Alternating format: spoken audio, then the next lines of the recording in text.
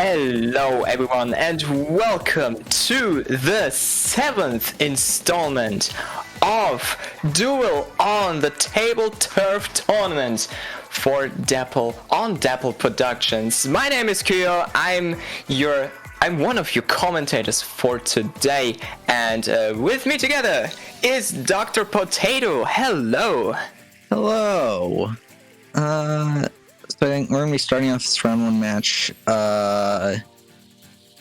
on Double Gemini, which is a very large map. Also a very interesting one since it's very diagonal. Diagonal? Yeah. Yes. Yeah, it's one of the few maps in the game where you have to have a specific deck for it, just so you can take advantage of the diagonals, and you can use the cards that maybe wouldn't work so well on other maps.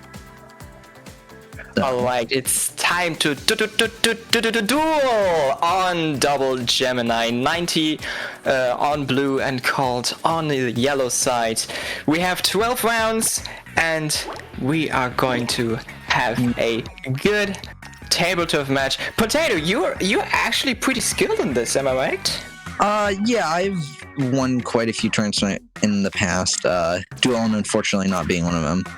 So we actually 90 got a very small hand, and is immediately getting stuffed out by Called. There's 90's just kind of locked out of half the map right now. Basically zero options. They just have to pick which side, and hope they pick a different side than Called goes to block. Maybe Called trying to getting as much paint as possible at the enemy base, because it can be crucial, especially in the final phase. And yes, they do. Called actually going behind the enemy lines. With that, I don't know what piece was played, but I think was it the Go brush that was played to the base, and okay. Yeah, it's gonna be really annoying because Cold's just gonna have easy access to all of 90's base, and so I think what 90 has to do right here is just they have to play very aggressively and take over Cold's base back, because otherwise they're just not gonna have the paint to win the game at the end. Yeah, it's definitely gonna be a base trade-off, a very common turf war moment for a game that's basically based on turf war. Oh my god, who would have thought? Anyway, 8 turns left. It's 46-45, a pretty close game. However, it can change. It definitely will change in the next few turns, as still both players making their way around the opponent's lines. However, 90 now opting for the on base now to maybe secure it. Okay, now going for the opponent's line. Okay, so Called has just completely abandoned their base, just trying to take as much area from 90 as possible. And at this point, I'm not quite sure I agree, given there's more area that Called has more area in their base than 90. But I'm not sure. We'll have to see how this turns out. Yep. 90 still working on opponent's lines. I mean, Called has the almost has the left-hand side. However, it's a trade-off with Called winning it due to the less points they had on the card. Yeah, winning this, however, it's not taking away much of the points. Yeah, 90 does not have it. They need to take over that bottom left area very quickly, and they do not have the cards to do that. They just have all 5 stuff that takes up 5 or less. Where presumably Called has a couple very big cards left in their hand. They only have 6 seconds left to make the decision. They do make it. The first special points are being distributed to each player now as they surrounded their as they have surrounded the ink of the player. Okay. Yeah. Like I said, I don't have much clue. However, 90 now with 2 more special points now to spare, and there is the most infamous 312 on the deck for 90. Probably will be launched at the final phase. Yeah. And it might be a good one as well, because looking at the map, like looking at the field right now, 90 has a lot of spots on the opponent's base, meaning they can destroy so much there. And this is probably going to be another special point here for 90, with that Chum going at the top. Yeah, 90 was forced to kind of just spend all those smalls to build up special early. Now, unfortunately, they don't have any more room to place their own cards normally. Despite having a good chunk in the top left marked off, they may be forced to use their triple ink strike early, or they may end up going with passing. I think they may or may not passing this turn, since 312 it may be more destructive in the final phase. However, I think I've seen both pass on the turn. Pass. It could be that Called doesn't have any more room to build in their own base either. And it looks like for now, 90 is going to be trying to find a spot to special and build up their own special at the same time. That way they can actually be able to use their 312 on the final turn. And right there, that spot they were hovering would in fact give them enough special to play triple ink strike on that final. Yeah. That might have even been a better choice. However, this choice isn't bad too, as they still give 2 special points. No? No, they wouldn't get 2 special points with that other placement, because... I see it. The top, the top left didn't... 90, unfortunately, 90 didn't rotate the card enough. They didn't rotate it correctly. And so they don't actually have enough special to play triple ink strike this turn. Oh, that's unfortunate, and that is most likely no, it's not likely going to be the lead for Cold. Yeah. However, it depends. However, Cold has 4 special points. It's surprisingly common to accidentally just misclick and pass your special on the final turn, but unfortunately, 90 does lose game 1 to Cold. That's so unfortunate. That is so unfortunate for 90. However, Called with the early attack with 90 following up as well. So yeah, that was a good trade-off. That was a really good trade-off at the start. However, like in Turf War, the final phase is the most decisive one. And now we move on to Squared. Yeah, so with this map, usually both how this map is very open, and it's really just defined by how they play their cards in the first few turns. Usually the center gets filled very quickly, and then they have to work around it. Isn't there like a very small version of Squared? There is. It's called Box Seats, and it is by far. It's just a 10x10 square, 10x10 map, and it's currently the only map that's actually banned. Just due to how you have to play the map. You have to play the map completely differently than any other map. It looks like 90's opting for a more defensive Moz placement. Rather than trying to take their own space. Wow, okay. Doesn't even matter. The fish stick still gets through and claims plenty of space. Yeah, Cold woke up and shows violence at this point. Yeah. Just trying to get into the base. Now I think if we're gonna have to see if Called is gonna try to defend against the Big Swag, or if they're gonna try to pierce into the other side of 90's base. Both are pretty good options at this point. Although, just gotta make sure it doesn't get completely overridden. Okay. Only one spot gets overridden by the roller against the charger. Yeah. It's just securing more space in mid. And it's a pretty good special point placement. If something like Little Judd comes up, it'll fit right there. 90 going behind the enemy lines right now, trying to maybe prepare a special point on this. Yeah, something like a splatter shot or something's gonna fit really well into Helio. And I think at this point, 90's realizing that their own base has been compromised.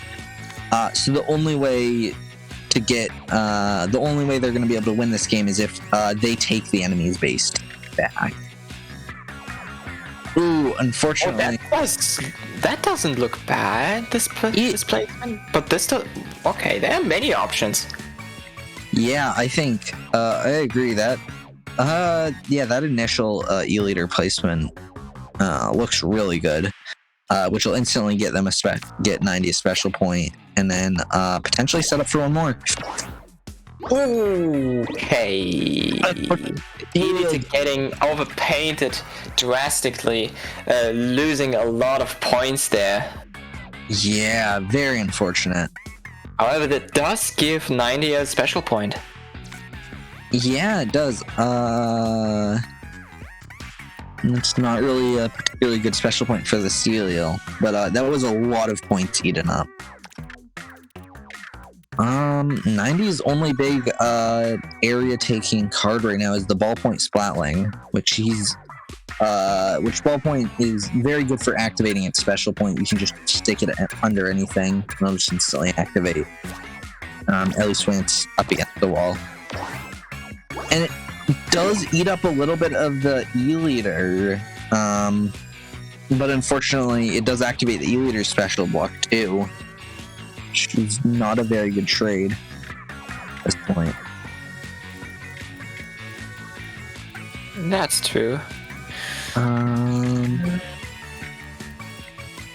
There's 90 just trying to find some place to find their Clash Neo.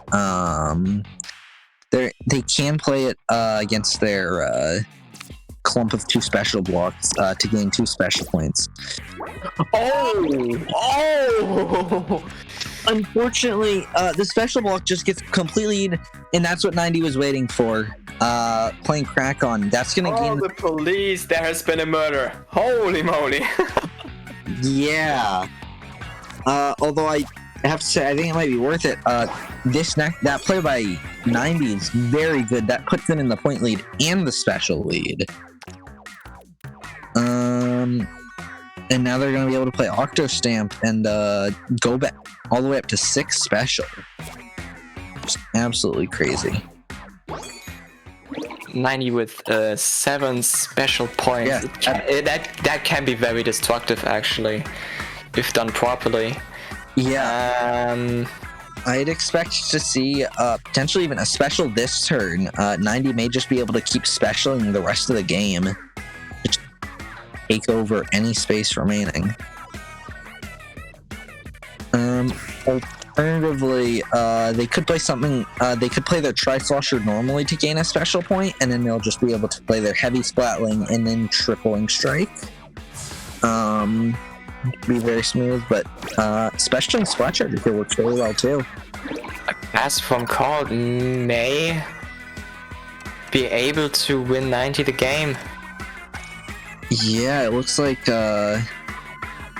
90 is very much in the lead. 20 point deficit this late into the game is very hard to overcome. And 90's free to just place this wherever to optimize special points, because all they need is the 3 points from. All they need is the 3 points they already have for the Tripling Strike. Another pass of the captain, and this will definitely going to be a 312 launched by 90. It's only 4 points off of being a perfect placement. Perfect placement of a 312 is going to be able to secure 24 points. Yeah. That's not gonna. Is it going to be enough? Oh. Is it going to be enough? Yes, it is. 90 wins. 93 to 67. Bit of help from the name. The final match will be played on Thunder Point, which this is generally considered to be one of the most balanced maps in the game.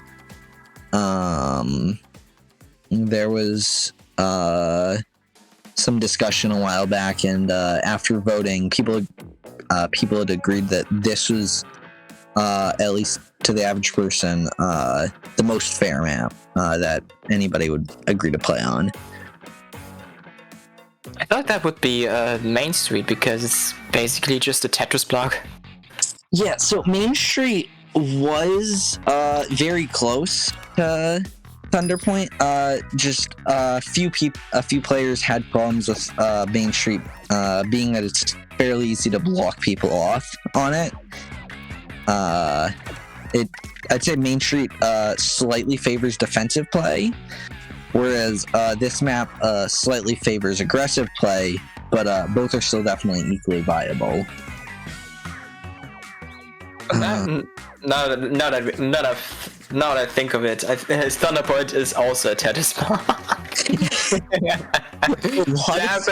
I've been playing a bit of Tetris 99 because of the Grand Prix right now going on, but however, back to the game. It's a 1-all between 90 and Cold in the best of 3, meaning that this game will be decisive on Thunder Point, and of course, Cold going extra aggressive now. 90 trying to cut them off. We're gonna have to see if Cold decides to push farther into 90's base. The high value card, it can be overpainted easily. Yeah, if Cold just decides to play anything trying to push into 90's base, that's gonna be instantly able to break through. Oh, they did not. Okay. They play defensively, and that will give 2 very early special points to 90.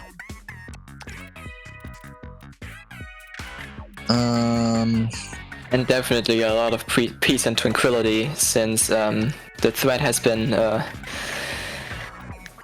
although 90 for now.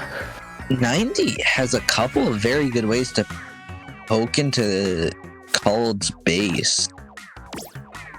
Unfortunately, getting blocked off by Little Judd. Now 90's gonna opt for the ballpoint and get that special block placed right up against the opponent's base, or right up against Cold's base. That would be very helpful for specialing off of later in the game. I have a feeling that 90 is gaining a lot of special points because now with the Octostamper, not with the Octostamp? Octostamp. Yeah, this little depressed thingy there on the bottom left. Now definitely is going to get another 2 special points. Yeah, and that's I'm not mistaken. Yes. However, another note.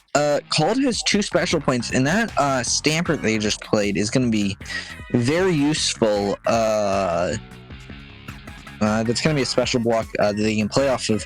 We could see if Cold decides to special very early and spend those 2 special points. They could very easily get into 90's base. Should completely mess them up. But it looks like we did not see that yet. 90's actually going to go for one last attempt to break into the base. Although I'm not actually sure if they'd be able to get through, as it looks like they don't have a card that'd be able to play into the base. But it's yet another. No, the Dynamo's, yeah. Yeah, Dynamo is considered to be one of the best cards in the game right now. It leaves a spot open though, so okay. I think one does the 8 value that was just visible right now. Yeah, Clash Blaster is gonna be able to fit into that other side and get a special block. It's gonna fit in nice and snug. Okay, now Kyle has blocked it off.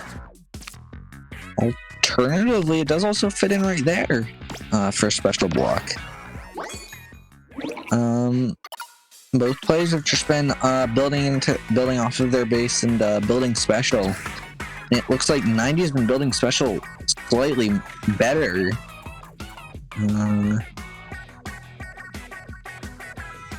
Stelial is going to be able to be specialed and gain either 1 or 2 special points for 90, depending on where this placement goes. Ooh. Yeah, not an easy decision to make right now. Yeah, definitely not. Looking to see if Okay. They will be playing up there. It's an okay trade. You get like 2 special points. The opponent gets, and you give the opponent 1. Yeah, it also didn't gain as many points as it could have. Although this spot right here, that's gonna be very good. It's gonna leave a very good spot to play triple link strike afterwards. And it's gonna score 16 points, or have a 16-point swing in 90's favor. So we're gonna have to see if Cold's gonna be able to capitalize off the 7 special points they already have.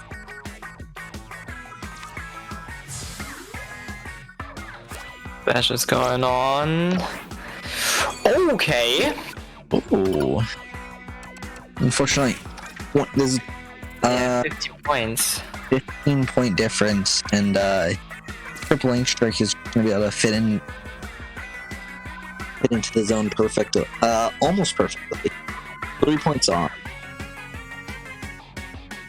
and that will be game.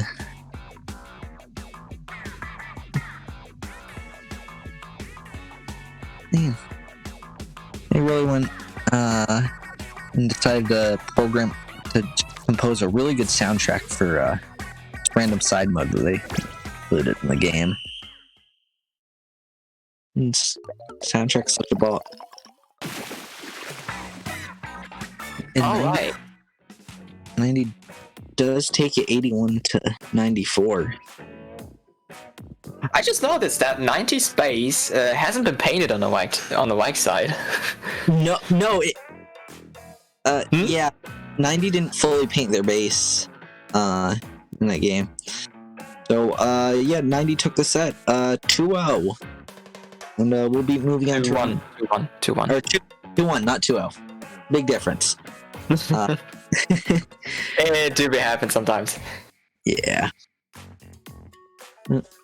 Oh wait, 90 going on to winners round number 2 against the top seed of the tournament, the one and only Pokemon trainer N. They were Pokemon trainer, right? Yeah, antagonist of Black and White. Okay. So I think Luckily, I don't know much about Pokemon. I'm sorry, but I just wanted to make that joke anyway. And Cold is now waiting for the in the losers bracket of the round number 16, which is going to be between EvilSquid and Mason X. Yeah, Are going to be their next opponent, yeah. or the loser of the next opponent. All right, we're going to do a quick break. Yeah, I'm pretty sure we go on a quick break here. Yes, and then see you all in a couple minutes. yep, see you in Winners Round 2.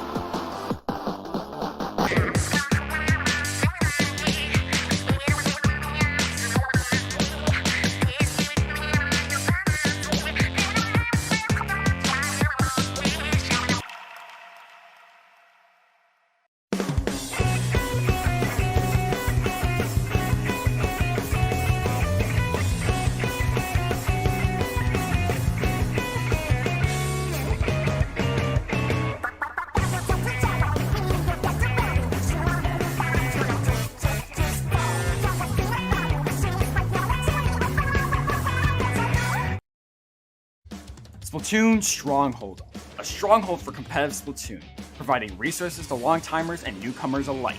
If you're new to the competitive scene or still figuring out how to join, we have a getting started guide and plenty of other resources to help you in your journey. If you are a seasoned veteran, we still have plenty to offer. You can find and join tournaments as well as participate in our Captain Forum and find free agents and teams. Our mission is to make competitive Splatoon easily accessible to everyone. So what are you waiting for? Join the Splatoon Stronghold today!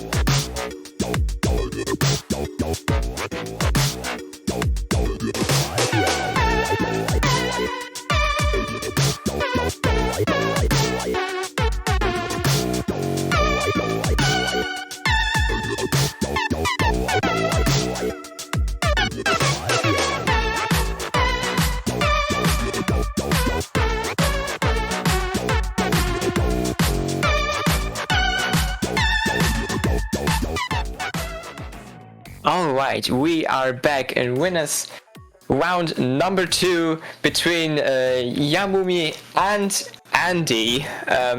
Yamumi, also known as JJ, and we're already starting off on Main Street, the Tetris block going already full on JJ with the full aggression and with the clash.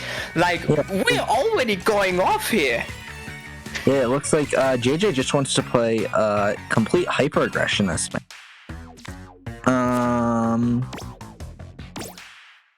So you did make a note, but like half the maps in this game are Tetris blocks. Yeah. It's. I mean, I think like the only one that does not look like a Tetris block is Double Gemini. If I'm not mistaken. The current property is just kind of or a hollowed out square. Well, I think that could be that seems like it'd be pretty annoying as a Tetris piece. Yeah.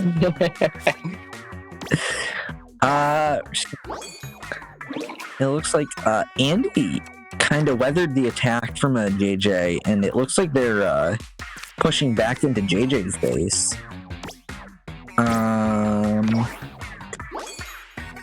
Maybe a Flash overriding more than half of the YouTuber. Looks like JJ's just gonna have to build in their own base and find some way to make their own combos.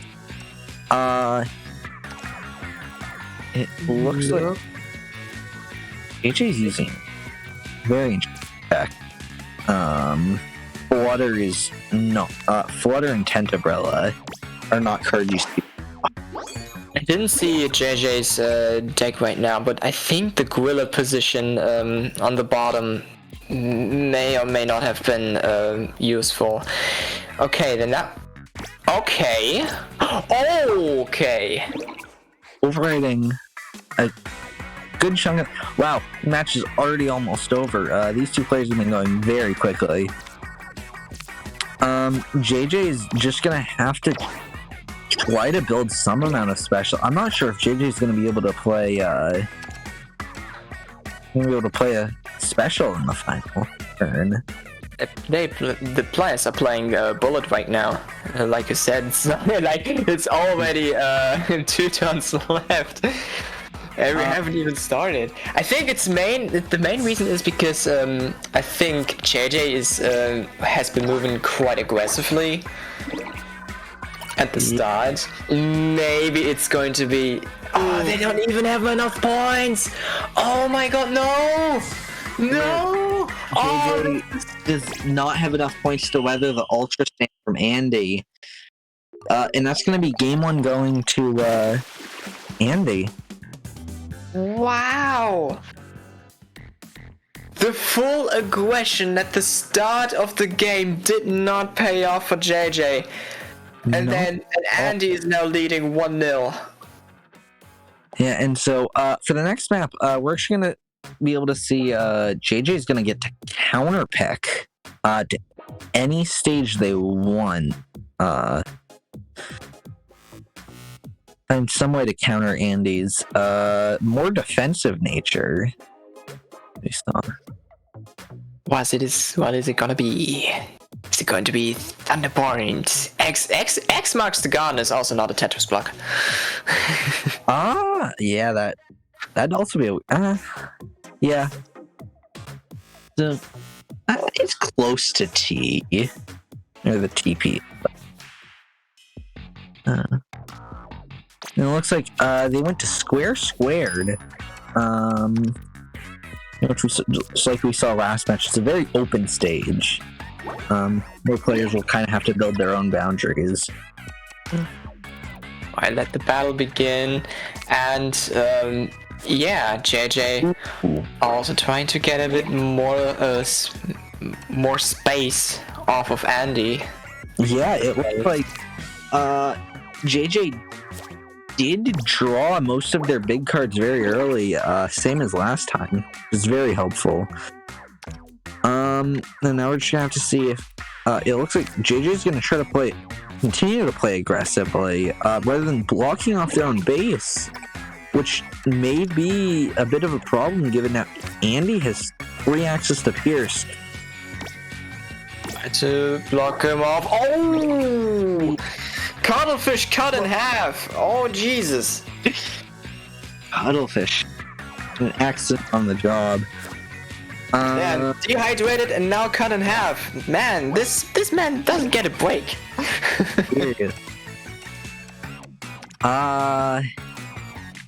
Looks like I'm curious if it'll be seen, but Zinc Mini Splatling has... If that had been played one block up, that would have given a special point. Alternative... I wanted to say, I think that was a misstop. Yeah, although it's not too bad. They have access to really. They have full access to every. Each player has full access to every chunk of empty space in the game, so kind of free to do whatever. And it looks like JJ has a very significant point lead. I almost wanted to say that field looks like it's completely filled with holes, just like my bank account. Yeah, alternatively, JJ is just completely ignoring special blocks at all. Instead, just opting to play everything. Just get down as many points as they can. And we'll have to see if that's going to be a sufficient strategy. Andi is down 30 points, which is a very, very large amount. But the 5 special blocks might be enough to come back. Looking at it again, the placement, I think turning it around like in 180 might have given JJ a special point. Yeah. Alternatively, if they'd played it in the top left corner into the flutter, it would have been able to give 2 special points. Okay. So we're gonna. I see it. Yeah, I see it. Yeah. We're gonna have to see if Andi is gonna be able to come back from that 35 point deficit they're at. 312. Oh, depending on how 312. scores, this might have been enough. Yep. Andi comes back from the brink, and wins game 2. That was a very quick set, actually. That was 2 very quick games. Yeah, JJ just knew instantly where they wanted to place everything. Just hard committed. It did not turn out well for them. Like both the players didn't waste any time. I think the longest turn was second to last turn of that final game. Andi took 30 seconds. Yeah. 30 seconds to decide where to put that E-leader. But even then, that's still a pretty reasonable amount of time for deciding. So, I think we're gonna go back on another short break, and then we'll be back to commentate winners round 3. Yeah, so stay tuned. We'll be right back.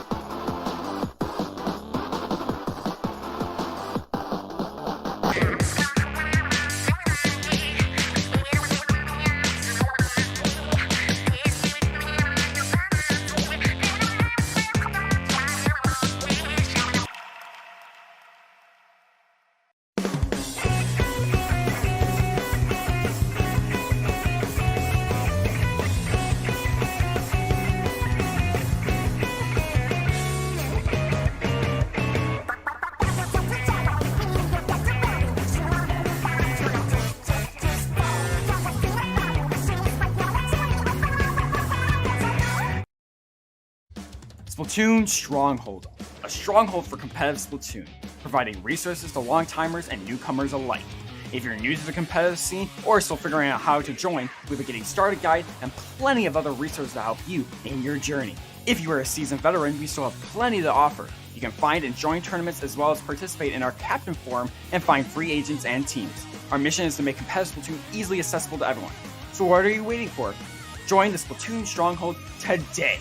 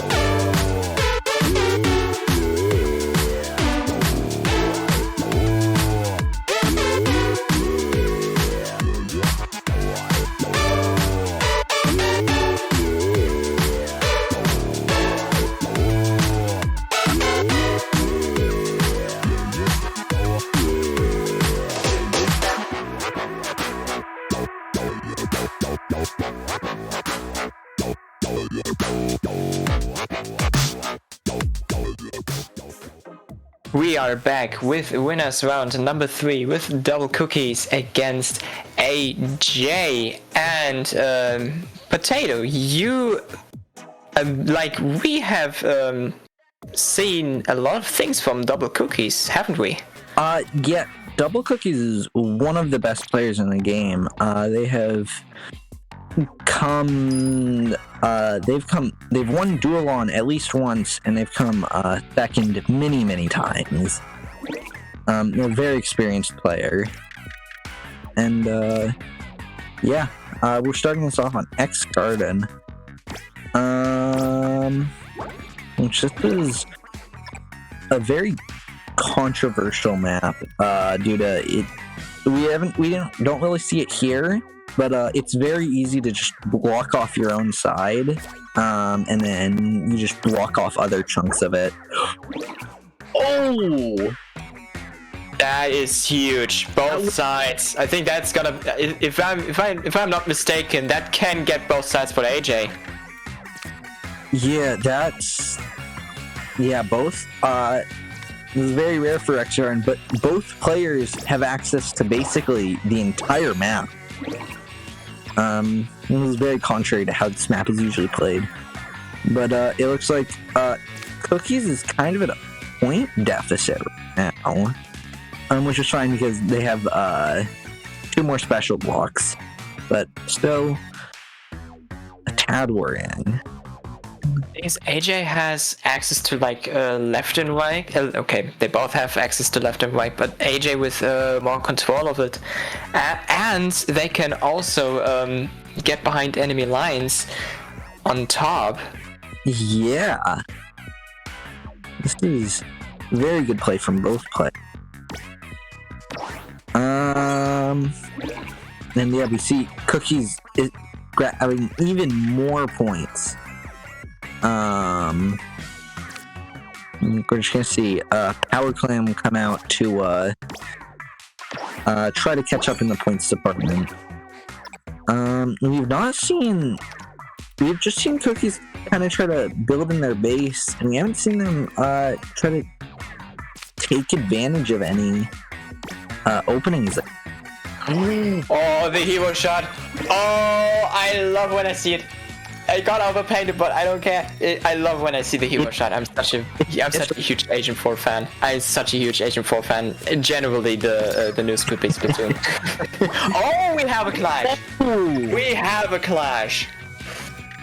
That pretty efficient at stopping Cookies from getting into the base. And Cookies is just gonna go back to keep building special point. Cookies is down 10 points, but up 2 special points. This is a very close game going into the end game.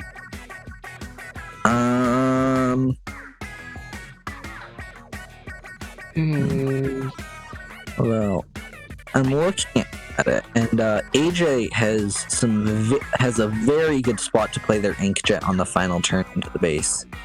Whereas I'm not quite sure what special Cookies is running. That could be very helpful to AJ. Let's sign a petition for Nintendo to actually rewrite the spectating system to actually see both of both the decks. That'd be lovely. That'd be lovely. Very nice. I think it'd be doable if you just get 2 streamers watching the matches separately. That could also be possible. Yeah, I think it'd be really cool. That way, nothing really that way. It'd just be easier for the viewers. Okay. We see Enna missiles come out early, and the score is tied. Cookies does not have a 3-12. They're just gonna have to play 10 tech. Presumably the reason they did that is because they were relying on getting 10 tech soon, and they got it. Yeah. Anyways, AJ takes game 1. 103 to 82. That was a very convincing win from AJ. And now it is Cookie's counter pick. I'm going to any map. I'm not entirely sure where they're gonna end up going. We'll have to see. We'll have to see here. I'd love to see another double Gemini actually. Just for the giggles. However, it's going to be Thunder. No, it's River Drift. River Drift, yes. So this map, it's very interesting. That looks like a functional hand from AJ. But it's interesting because that main passageway upwards is only 7 blocks long, 7 blocks wide, and there are cards that can reach, as you can see with Dynamo. It is possible to block the entire stage in just one card. The only problem with that is blocking right here, as you see AJ do. If Cookies tries to play something to try to pierce, like we see here, you can very much just get in, and Cookies now has access to AJ's base. But it looks like that actually fits. Yeah, that's going to be very helpful to poke into Cookie's base.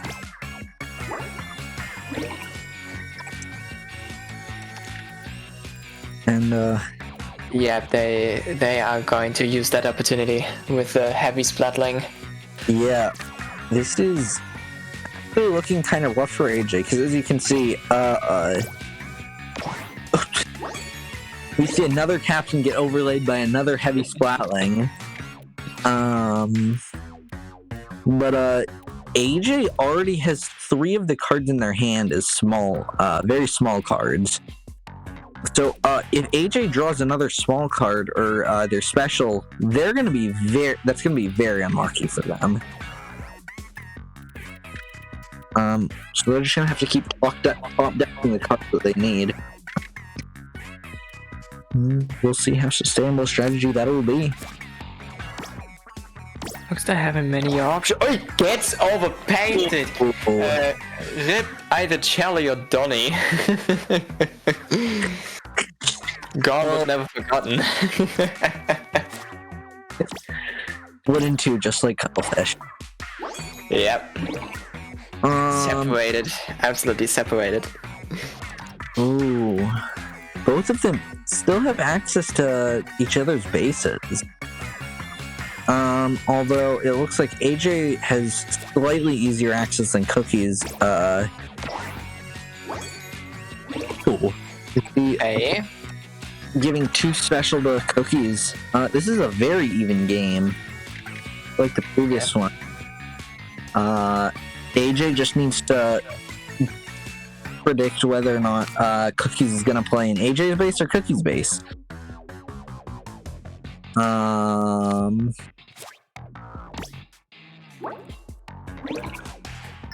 Ooh. Okay. So Cookies is just going to keep trying to play on the offensive, and see, hopefully Cookies will be able to take that. Oh! That is a very big card. Very much progress on closing the points so far. That's a Kelly breaking havoc. Yeah, and we're gonna see a small fry to come out and gain 2 special points for AJ. This is not looking good for Cookies. If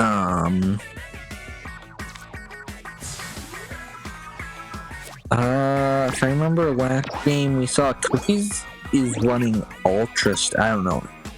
Oh!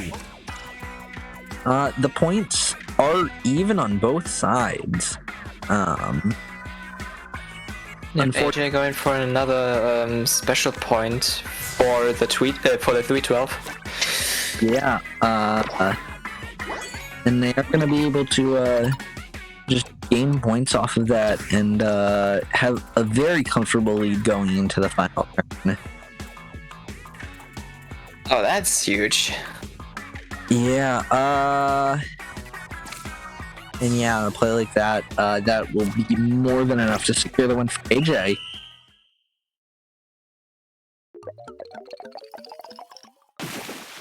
And that yes, it is. And that is an actual 2-0 upset for AJ. Point given, that was a pretty even game, like up to the final phase. Yeah, that was a very close set of matches. And that will mean AJ's moving on to winners round 4, and Cookies is dropping to losers. Yep. By the way, and the top seed and the winner of the last tournament lost to 90, which we streamed in winners round 1, 2-0. Ooh, 90. And now, AJ is waiting for the winner between Andi and 90, while DblCookies is currently waiting on either Havoc-tastic, Carl, or Mason in losers round 3. Yeah, we're gonna have to see. I'm very interested to see who makes it to winners finals. These are gonna be some very close matches. Is this next match coming up gonna be finals? No, it's it's basically winner's semi-final. Next round. All right. I think we're gonna have to go back for one more, or at least one more break, and we'll be back to commentate semis. Yeah. See you then.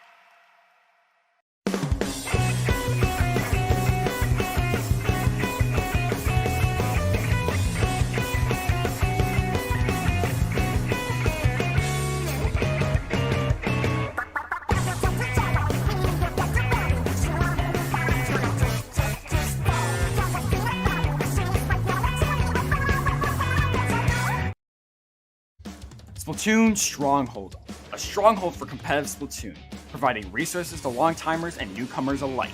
If you're new to the competitive scene or still figuring out how to join, we have a getting started guide and plenty of other resources to help you in your journey. If you are a seasoned veteran, we still have plenty to offer. You can find and join tournaments as well as participate in our Captain Forum and find free agents and teams. Our mission is to make competitive Splatoon easily accessible to everyone. So what are you waiting for? Join the Splatoon Stronghold today!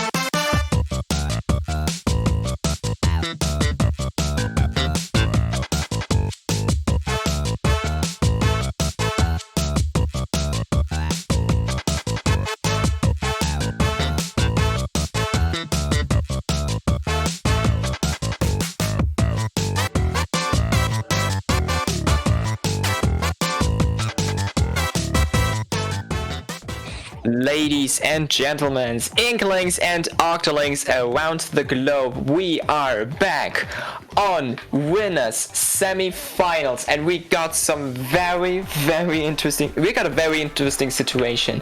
We got Seed 5, Seed 6, Seed 7 and Seed 16 in the Winners bracket, which is basically meaning that history is definitely going to be made in this tournament. And you'll be here witnessing it with StegoChase against EvilSquid in Winners Semi-Finals, starting at Lakefront Property. Starting up now. Yeah, we're in a... This is a very interesting map. It's a very defensive map. Generally, if somebody tries to attack one way, you can generally just run around the other way. But well, yeah, this comes out. We're gonna see both of them play standard leads, just poking around on each block of the startings. Poking around each side of the starting block. But it looks like Triple Ink Strike getting launched early without any special points, and getting two blocks overpainted by the opponent, still tying up at 35-35. Yeah, we're seeing EvilSquid run a strategy called Double 312, where they run 2-3-12. The logic being, if they need to, they can play one of their 312s, like Triple Ink Strike, a little early, like we saw here, where they were really kind of stuck. Oh, so close to being a perfect plan. Unfortunately, that does not let EvilSquid through at all. Another overplay. Wow. That is super unfortunate. Two very bad clashes for EvilSquid. Although it does look like EvilSquid does still have a good chunk of territory and claim. I would still say they're currently in the lead. But it looks like Stego is gonna try to build in and steal some of that area. Yeah, I'm looking. We're already like on 5 turns left, so both players are being passed as well. Now a few special points being distributed. StegoChase and EvilSquid both equal on the special points, almost equal to the turf points right now. So this is going to be a very hefty final phase that we're looking at. Yeah, the only problem that I see here for EvilSquid is that a lot of their turf is all clumped up, whereas Stego's is more spread out all over the place. So that might mean when it comes to specialing, it'll be a lot easier to... Oh, another kill. Another kill here on the stream. With even the special point being overrun by a special point. That's now activated. Yeah, EvilSquid's gonna have to play Rapid Blaster and hope that the card played by Stego is less than 8. Unfortunately, it does. And it gives them the special point as well. Yeah, wow. That hurts. That hurts to see. The 7-point, the 7-point difference is going to be very helpful for EvilSquid. EvilSquid's, wait a second, an early 312, that can work. Yeah. The Inkwash getting activated as well from StegoChase. What's the idea? 13 points. Unfortunately, I think EvilSquid forgot that they spent their 312 earlier, and they don't actually have enough to special anything bigger than a Fizzy Bomb. Yeah, that was the Triple A strike, right? Yeah. That they launched. Yeah. Oh, yeah. Okay, this is going to be It's still gonna It be a even gets overpainted. That's gonna be close.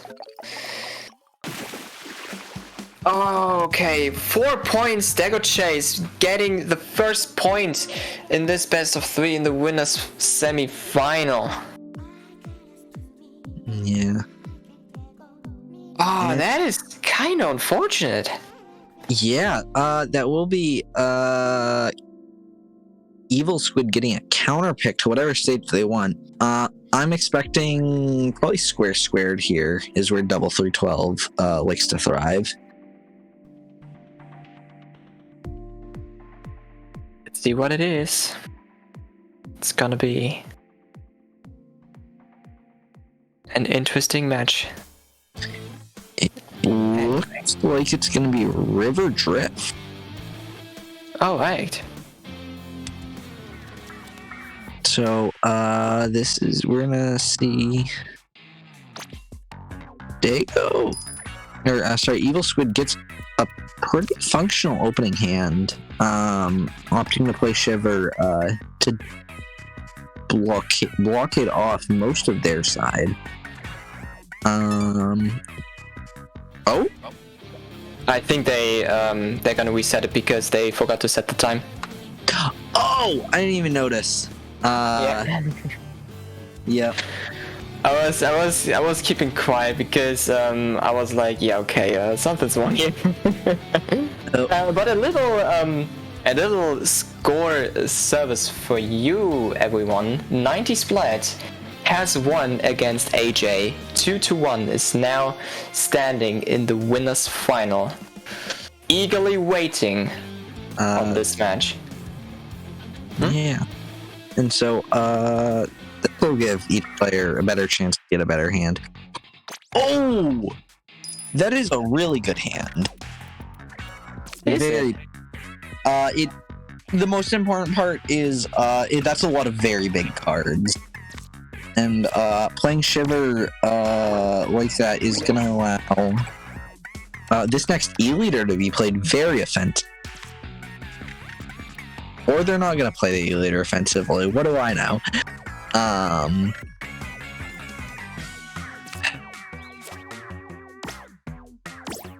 Okay, here we have the Dynamo Roller casually blocking the entire way.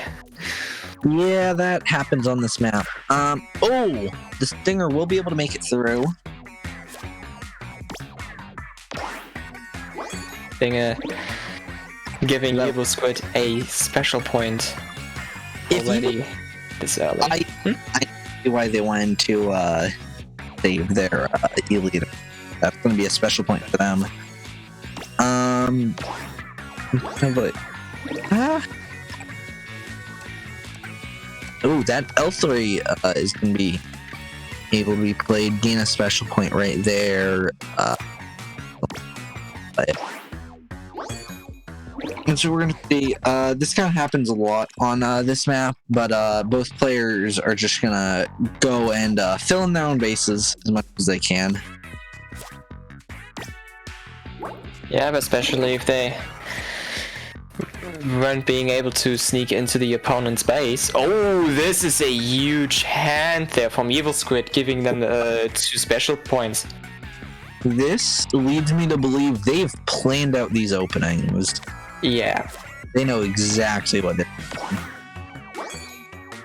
Whereas, unless there's something I'm not seeing, it looks like StegoChase has a bit more been filling their bait a little more unconventionally. And we'll have to see how that actually ends up turning out. Let's let them cook. Yeah. And yeah, we're just gonna see EvilSquid gaining even more special points. Because clearly they don't have enough for it.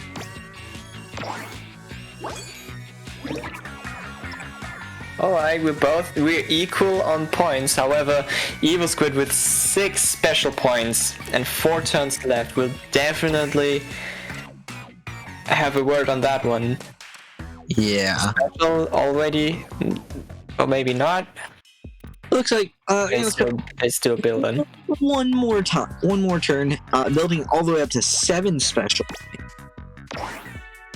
They still cooking some juicy special points now with 3 turns left. 7 special points. The question is, do they want to build one more? Oh, they should not play their ultra standard. Ideally, they want to play some one of the other specials so that they get a special point deep into Stego's base, and hopefully they'll be able to play off that. Like right there would be a pretty good. Hey, they just have to listen to you. All right.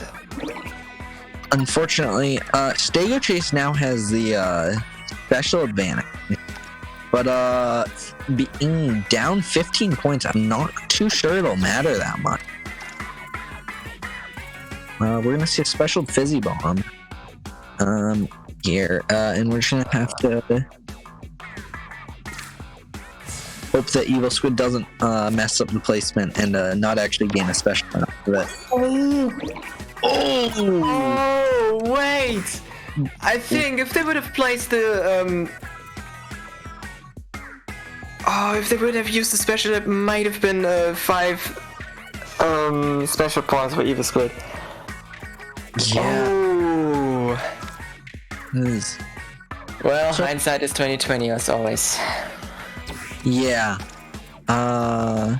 Looks like the 9-point advantage should be enough to take the win for EvilSquid. We'll have to wait until the game ends.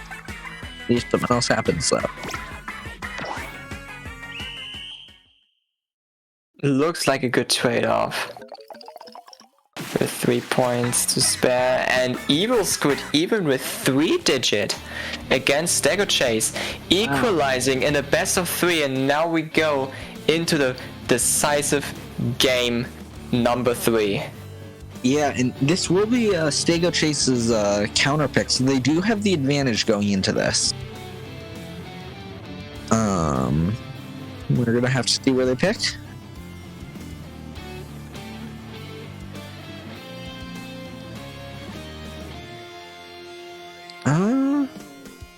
Yeah, it looked like that very much looked like EvilSquid's counter pick. You could tell they have a lot of experience on River Drift.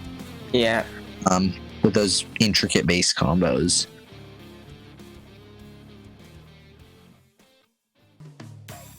StegoChase still picking the counter pick. It is 1-all in a best of 3, meaning whoever wins this game will play against 90 Splat in the winners final. Yeah, and they pick in Main Street. Main Street, a very neutral map to end this off on. We're gonna have to see how this goes for StegoChase. Hey, they're gonna redraw that one. Yeah, EvilSquid got an okay starting hand and opted to redraw it, and I'd say they got a slightly better.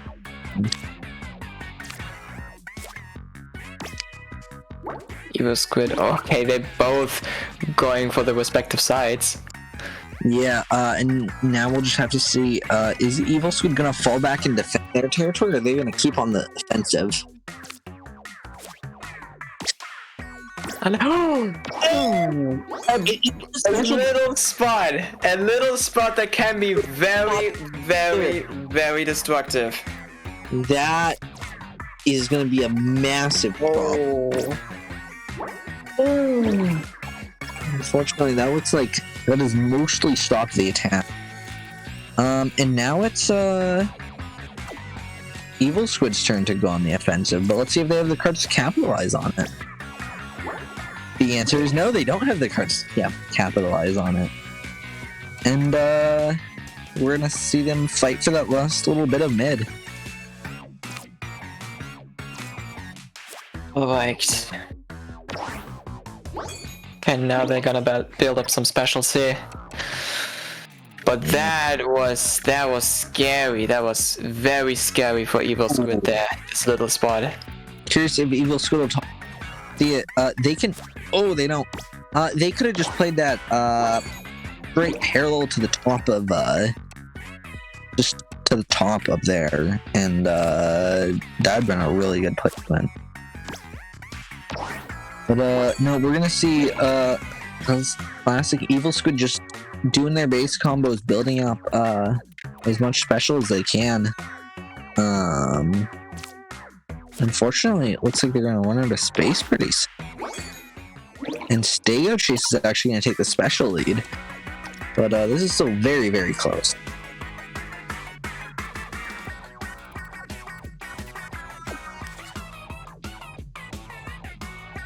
Looking at it, 5 special points StegoChase, 4 special points EvilSquid. Are they gonna use special early? They're thinking about it.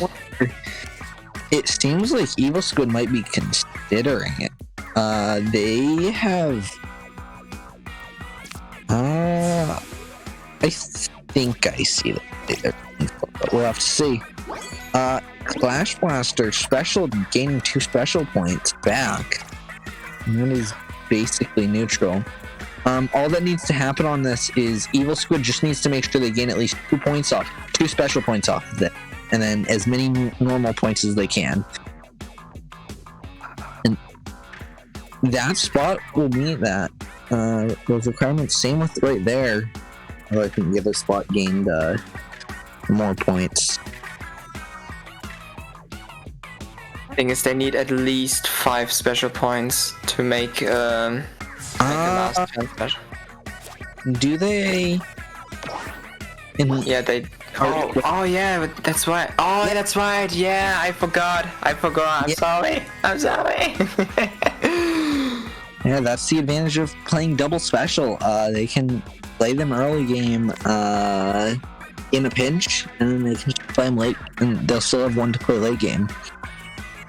And this is actually very close because StegoChase, if they have something like a Callie or Marie or any other 15 size card, this is very, very close. That is actually a very good placement here. Okay, 8 points. Taking a lot of space from each other.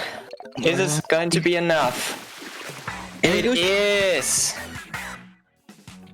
EvilSquid successfully found the best place for Rapid and wins the game. They're set. EvilSquid, being victorious against StegoChase. It was a very, very, very close game between those two. And now EvilSquid in winners final against 90 Splat, winning against Top Seed, winning against Andi, and winning against AJ. This is definitely one game of a clash that we're going to witness now. So we're gonna do a very, very, very, very, very, very, very, very, very short break, and then we'll be right back. So, Be right back. Stay tuned.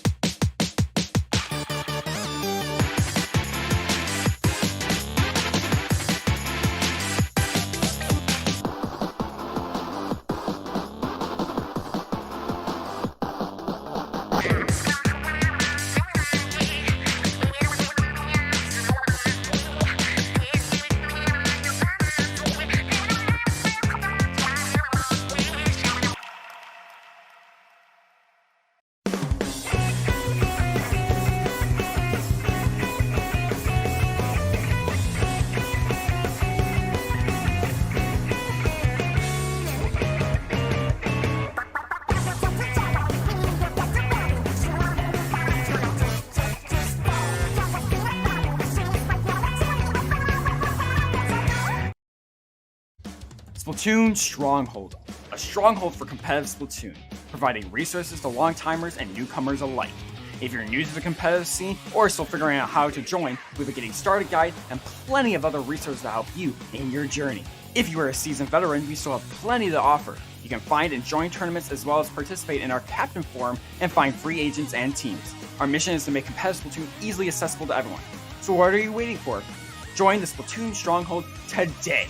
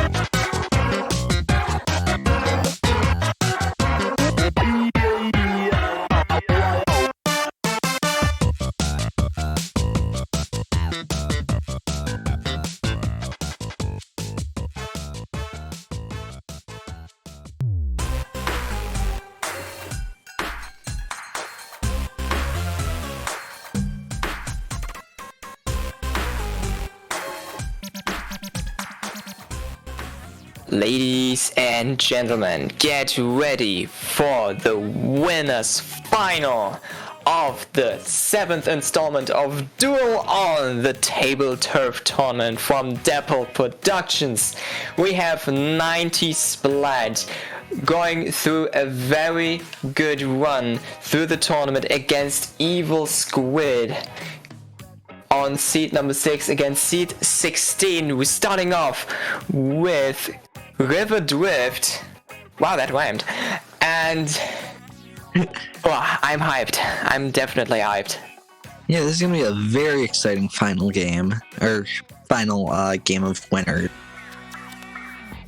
I'm gonna have to see.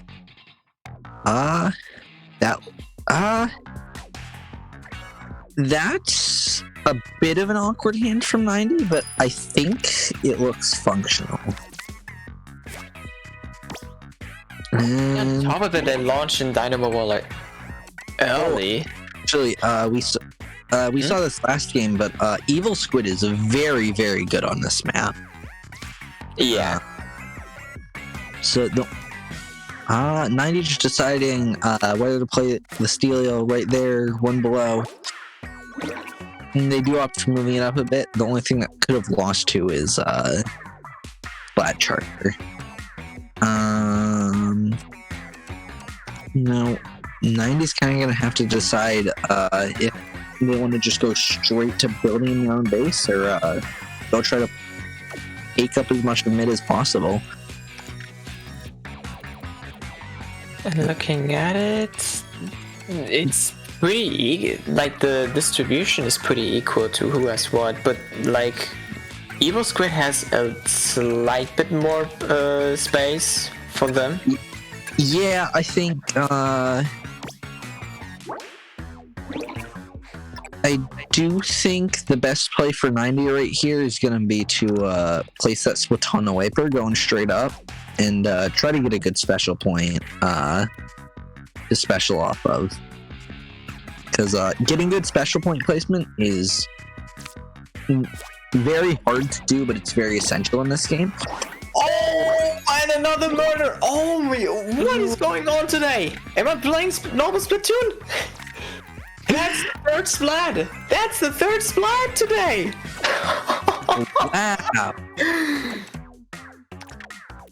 This is going to be very helpful for 9. Wow! Choosing violence so early in the game. But okay, we're in turf war, so... Yeah. We're gonna stay. Wow! 90 very much in the lead right here. They have the point lead, the special lead, and they have more territory to play off of. They're looking very good right now.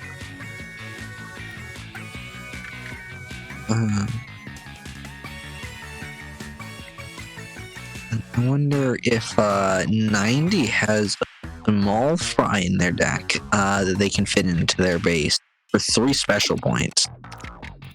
Although I'm not quite sure if 90 runs it. Trying to figure out what the best way to fill the base is. Oh! We see like you said earlier, EvilSquid pretty good on this map. Yeah, Having a thoroughly thought game plan on how to fill the spots and creating special points. absolutely. We've seen EvilSquid is just going to be able to do the same thing they did last game, or last set, completely filling their own base. However, 90 does have a spot where they can play their Tri-Slosher to just go gain 3 special points back. That I'm expecting to see that on the point. But no, rather opting to build special just somewhere elsewhere. Oh, this looks like a good... Oh, this is a huge spot! This is a huge spot, getting 3 special points!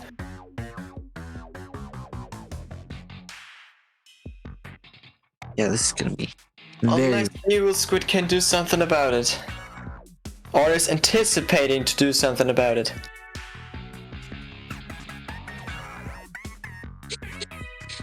Still thinking about it, time is short. They're passing. They're passing! That is so huge! That is a very sizable lead from 90. 7 points and 2 special blocks. We're just gonna see 90 waste 0 time just get to using those specials. Although if they move it up 1 more, I think they can. I think they can get a special back from that, which I think would be much better. But we'll have to see what 90 decides. They have to play there and maximize the points they gain from it. And 20-point lead, but EvilSquid has 2 more special points. We'll see if that'll be enough. Come back in his last turns. However, 20-point deficit. A very big deficit. Yeah. Although it is entirely possible that we see 90 accidentally misplay the swiper here and not gain enough special points, which happens all too commonly for this game. And they will gain 1, and then it's going to be a 3-12. Okay. That is Now we have an 11-point. somewhat closing the gap. Although we will see we will see a 3-12 come out from both players, and I think that will be enough that 90 will hold the lead. Yep. By 6 points. Yeah. Game 1 going to 90. And that means it's EvilSquid's counter pick. That one play with the 3 special points gained for 90, that was so huge. Yeah, absolutely. I am curious because the only other time that we've seen EvilSquid counterpick so far, they counterpicked a River Drift, and now they may now after losing on River Drift, they may be more hesitant to go back to it. It does look like instead they will be going to X Marks the Garden for their counterpick. All right. So 90 leads in the game against EvilSquid, and now we're gonna have a face-off on X Marks the Garden. Yeah, that is kind of a rough opener from 90. They do ideally you want to have a big card like Dynamo or captain and be able to play a 7 long and be able to completely section off one of the quadrants of the map. But unfortunately, not going to be able to do that. And I think 90 just wants to make sure that they'll still have access to every chunk of the map later. And Okay. that was a pretty good defense. Unfortunately, still no big long cards to play off of. But it looks like setting up that reflux for Tri-Stringer to fit in there, but or potentially Bearzu. Alternatively, looking at some other spots too. That block design from the reflux just, oh my god, we have a murder. Oh, we're having so many splats here. We're having so many splats here. Just revenge for that murder last game, and unfortunately, Tri-Stringer can no longer fit in that spot. Nor is there any reason to. Wow. What I wanted to say, the card design of the reflux, the block design, that kind of reminds me of the sword handle of the Master Sword. That's, The Legend of Zelda. yeah, that's actually, that is a really funny comparison. It does kind of look like that. Well, I think the main reason it's shaped like that is to fit perfectly into Tri-Stringer. So that they can both get it.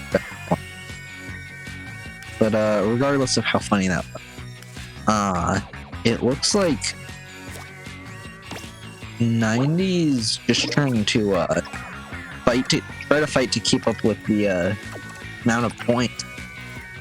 And they're somewhat failing. They do not have nearly, or they're still down 6 points, I think. I can't do math very well. No worries, Pete. I mean, I got my A class in math, but no, don't ask about it. Anyway, going back to the game, we have 54-49. EvilSquid having like good control on both of the sides and having a mudmouth. Oh, being overpainted. And other minorities, however, still +7 to +7. Yeah, that's still a very sizable point lead for EvilSquid. But however, 90 did gain 2 special points, which is very helpful. One special point even from EvilSquid because of the mudmouth, the top. Yeah.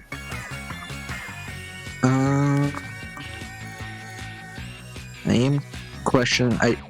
I think playing the Slosher right there is the best play, just to ensure that 90 will have a special block to play off of when they want a special later in the game.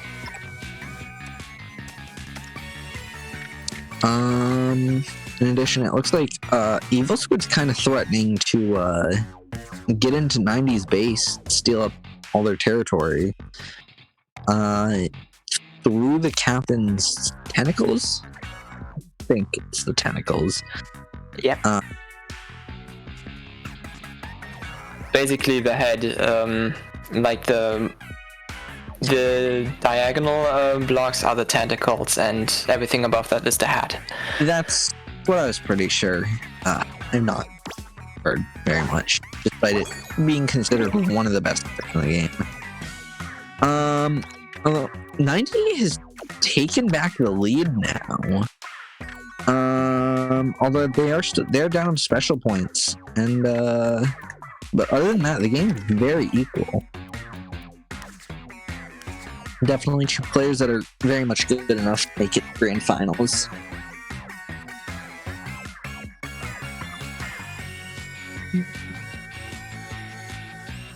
Andi gaining another special point here. Very much trying to make a comeback in that department. I wonder if we'll see EvilSquid start to fill in their own base. With these combos that we've seen from EvilSquid, I almost wonder if if he has a combo in mind to activate that L3's special block. Unfortunately, looks like 90's just gonna have to play down Sprinkler, gain some special point. They finding that Sprinkler does the same exact thing in the main game and in Tableturf, play to gain special.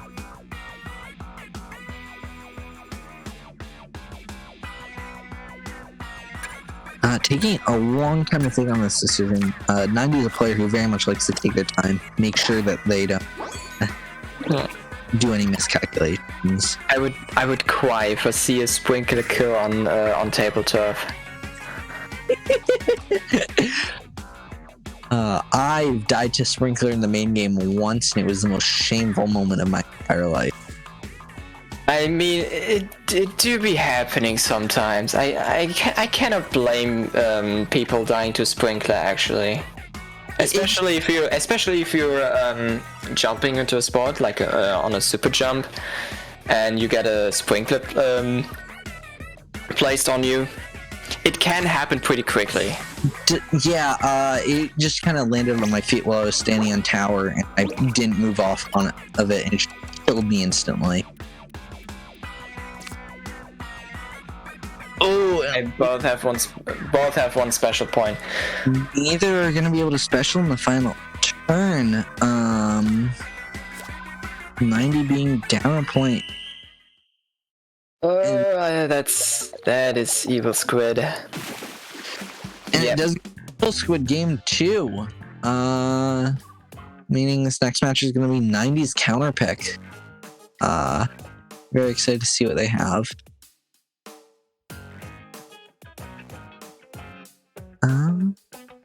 This. Okay. Let's see what it's going to be. Let's see what it's going to be. It is going to be. We're squared. That is a very interesting map to be picking. I'd say it benefits EvilSquid's double 312 strategy a lot more, but we'll have to see.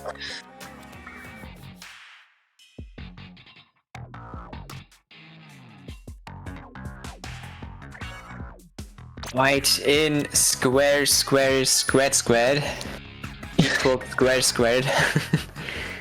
Square squared does equal square squared. Yeah, who would have thought? Almost failed out. Unless you ask JavaScript. At some point. Okay. 90 opting to take the side of the map. Well, EvilSquid just kind of pokes into the middle of it. It looks like 90's playing this, somewhat trying to section off their own part of the base. And I think they're going to visit the opponent, each of the opponent's base here. Yeah. Ooh, I'm not quite sure. That is very susceptible to getting overridden. I'm not quite sure about that, but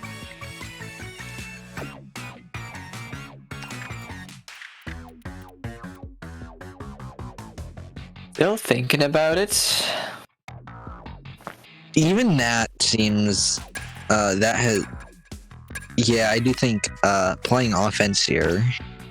I may be biased as I am a hyper offense player, but playing offensively here seems like a much better choice. Ooh.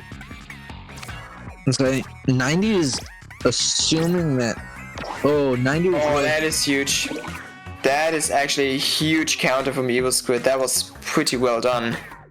Yeah, I think 90 right there was hoping that EvilSquid would back off and try to defend their own base. Unfortunately, they did not make the call correctly. But one of the benefits of Crackon is that it's such a large card that even if it's get the little clashed, you're still going to gain a huge chunk of points off of it.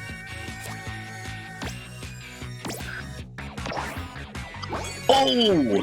So, Ouch.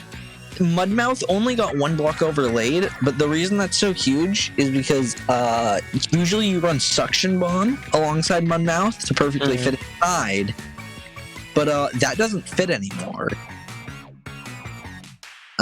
So EvilSquid is not going to be able to get that Mudmouth special block activated.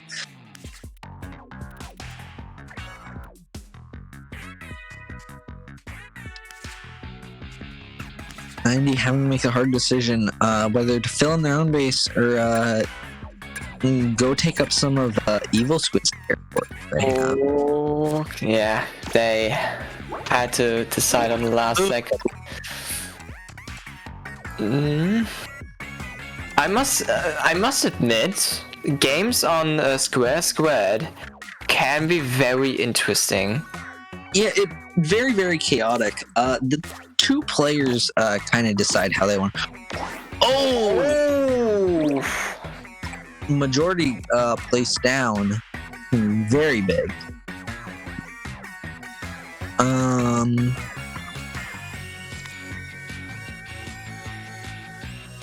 90 also has 3 special points, while EvilSquid only has 1. Yeah, that is a very good advantage. EvilSquid does have 3 points. But point lead of 3. Looks like we're gonna see an Octo. Just gonna both players being stuck in a with all small cards trying to fill in their own bases. Well, either their own bases or mid. Both getting 2 more special points. And 90 has a 2 special point lead. And is only down 2 points. This is looking very good for 90. But going into the end game, it's still anybody's game. Especially on a map like this. Especially on a map like this. I am curious, if EvilSquid is able to build 1 special point this turn, they may be able to get both of their 312s off this game. Unless... Oh wait, they already played Strike, never mind. Ignore what I said.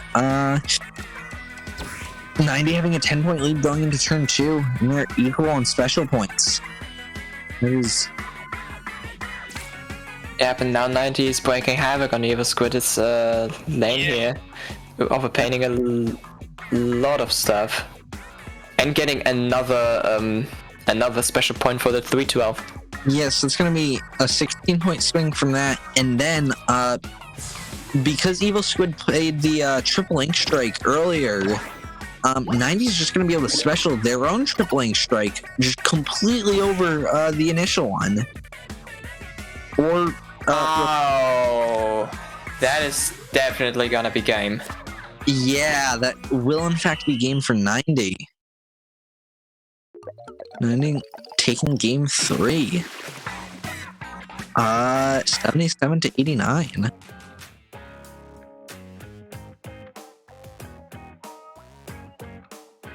Wow, it's a back and forth here.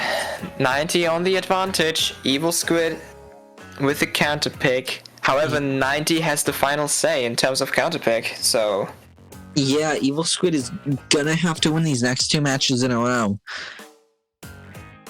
And it looks like... What is it gonna be? Drums, please. Like, double Gemini! Double Gemini! Hey!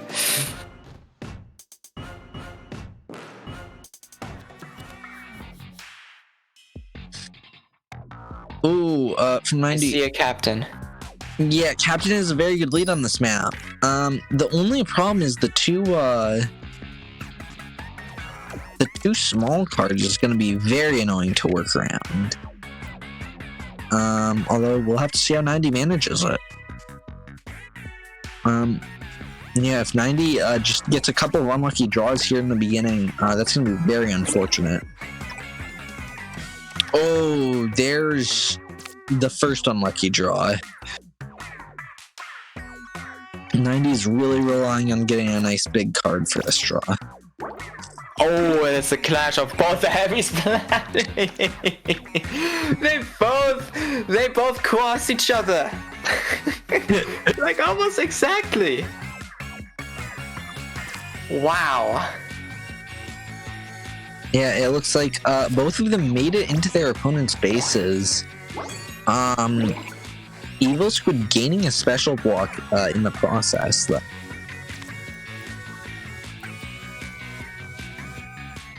It looks like 90 is considering opting to back off and fill in their base with a steelhead. Oh, and it eats up most. Wow. And here we have it. 90's hand is entirely small cards that are going to be very annoying to play. Their best bet being to play Chum up in that corner, which will gain a special and hopefully set up that Forge's special a little bit. Yep. And that Squid Beacon, okay, it's a bit larger, but that'll activate the captain special and be very close to activate it itself. Could be very large. I am predicting that we will see EvilSquid block off their own base here. Which we do, well, getting a special. Oh, that hurts. Yeah. Oh my god. You have a 3-12 you cannot play, and then you have a T-Tech, you have the small fly, and oh my god. Oh no. I don't know much about Tableturf, but that hurts even me to watch. Is like one of the worst things you can see as a Tableturf player. This is why personally I just run a maximum of 2 small cards just to make sure that this never happens. But that is very, very unfortunate. Although it does look like EvilSquid's playing their own small card, opting to gain a bunch of special points. And Splatbrella fitting in right there. Unfortunately, no longer having Sprinkler, not going to be able to activate the special. But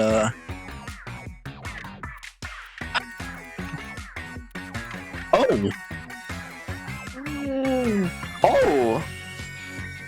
Yeah? That's very interesting. Wait. Hold up. Potentially, if this is basically coming down to, does 90 want to risk it? Because if they play it, the special block facing upwards, and they draw Octo Bomber next turn, they will be able to get the special point back. And gain a ton of points. Unfortunately, they do not get the Octo Bomber. Now they just have to play their small fry, get the special point, only special point they can from it. And yeah. I almost wonder if it's worth it. Look at EvilSquid's special points. Yeah. That is an absurd amount of special, activating almost every special point they can have at this point. And we're seeing a special Mudmouse gaining yet another special point. 90 is down 20 points going into the second last turn. Yeah, and that probably is product of the sheer bad luck you had with the draws. Yeah, which is very unfortunate. Bad luck can end many a Tableturf run. Although being able to special crack on, they do have an almost perfect placement of triple ink strike afterwards. This isn't completely lost. Given that now that triple link strike will be able to be perfectly special on top of, if EvilSquid can't find a great spot, don't play it on top of this ink strike they just played. Come on. Yeah, right? Okay. EvilSquid can't special. They're forced to just play force. This is Okay. Oh, they just... What? wow. That is literally a miracle. That is actually a miracle. I didn't see that one coming. Wow. Finding a way to come back from the brink to win game 4 and therefore win the set 3-1. Wow. I cannot believe it. Yeah. I mean, congratulations to both players. Both of them played very well. Yeah, definitely. From my part, congratulations to them too. But that was huge. That was some great games, and especially that final space again. That was an insane ending. I think this will be our last set that we're casting. We'll be handing it off to, if I remember, Calliope and Pat J. If I really. But is there anything that you'd like to plug? Not much, unless you want to find out where I am on twitter.com, which is Inkling on Fire. I do post some stuff there, and I also stream on Twitch, Inkling on Fire, here and there. So feel free to pay a visit. Where can I find you, Dr. Potato? I'm at Dr. Pogtato, because Dr. Potato was taken, sadly. I'm not active on Twitter, but there it is if you want it. You can more find me in the Tableturf Discord server, coming up with cool strategies. So I think that'll be it for us on the stream. Yeah, we're gonna be there for losers round as well. So are we? No, not we, but the stream. Okay. No, you will not do overtime. we're not in Grisco. Yeah, Deborah. Yet. Night, day, your morning, wherever it is for you. Have a good one. Yep, good one.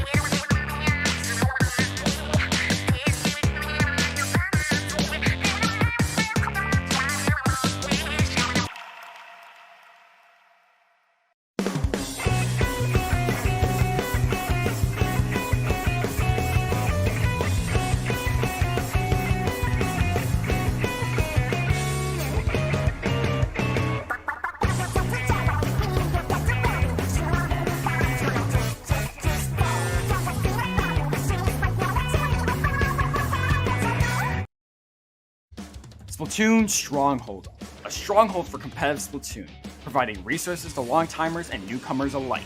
If you're new to the competitive scene or still figuring out how to join, we have a getting started guide and plenty of other resources to help you in your journey. If you are a seasoned veteran, we still have plenty to offer. You can find and join tournaments as well as participate in our Captain Forum and find free agents and teams. Our mission is to make competitive Splatoon easily accessible to everyone. So what are you waiting for? Join the Splatoon Stronghold today!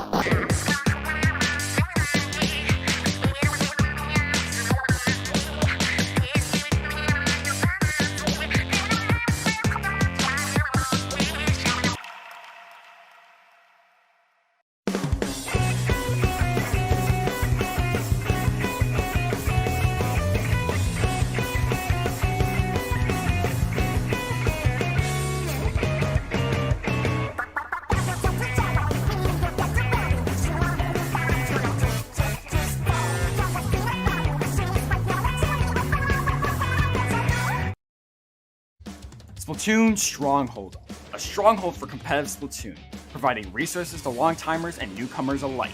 If you're new to the competitive scene or still figuring out how to join, we have a getting started guide and plenty of other resources to help you in your journey. If you are a seasoned veteran, we still have plenty to offer. You can find and join tournaments as well as participate in our Captain Forum and find free agents and teams. Our mission is to make competitive Splatoon easily accessible to everyone. So what are you waiting for? Join the Splatoon Stronghold today!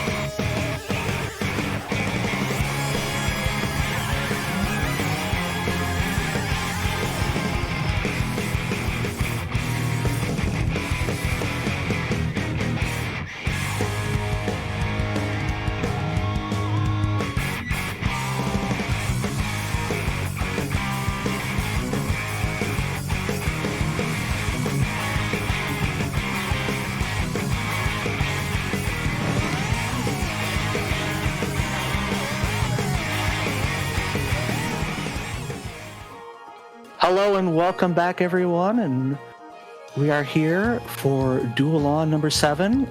We will be opening on Double Gemini with StegoChase versus DblCookies. I am Calliope Thorne, and I am joined here by my co-host. Hi, I am Pat, and welcome to Duel On 7. Well, welcome back. If you were looking at the games before with us, we are now deep in losers bracket. Both of these players are trying to get back, and we see big openings with the captain and the dynamo, and now big follow-ups too. Indeed, and I very much like that E-leader placement. Very good at poking in, and this defense will block off a good chunk of turf, so... Ooh, but no further offense can be made there. Maybe off to the side, but... But with 2 special points built so early for DblCookies, you can go just pass through that thin line pretty easily, very fast. So DblCookies right now, so many different... Ooh. Very nice little Judd, taking up the majority of mid there.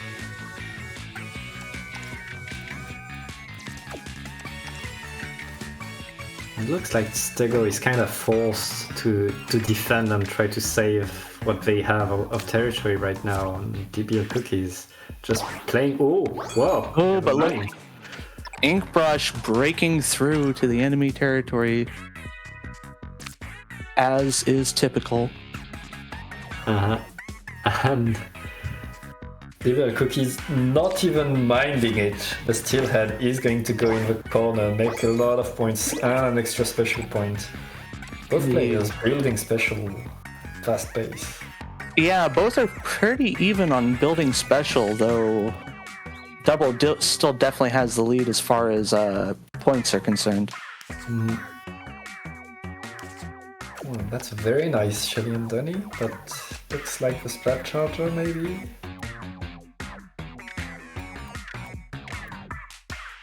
So close to building 2 specials right there.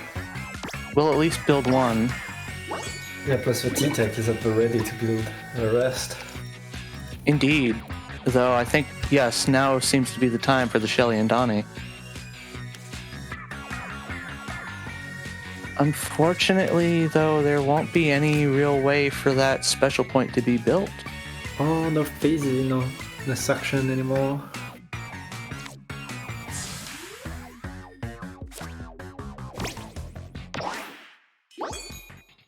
Oh, StegoChase trying to catch up. Spending special to build special. And Tech is about really DblCookies' best play here. Ooh. I don't know, this could be a little early.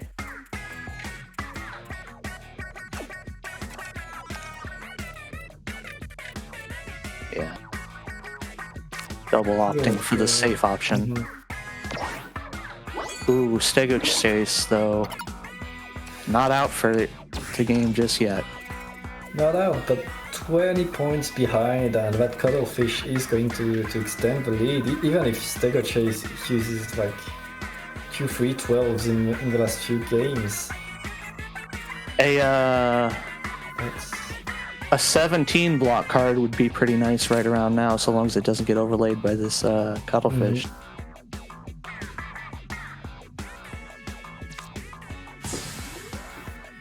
Oh, but it's a Zephyr Splat Charger.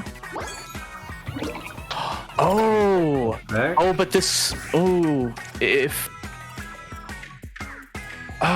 No, it's not enough. Yeah, that's too far. I am behind. pretty sure no matter what, StegoChase just can't get this. Yeah.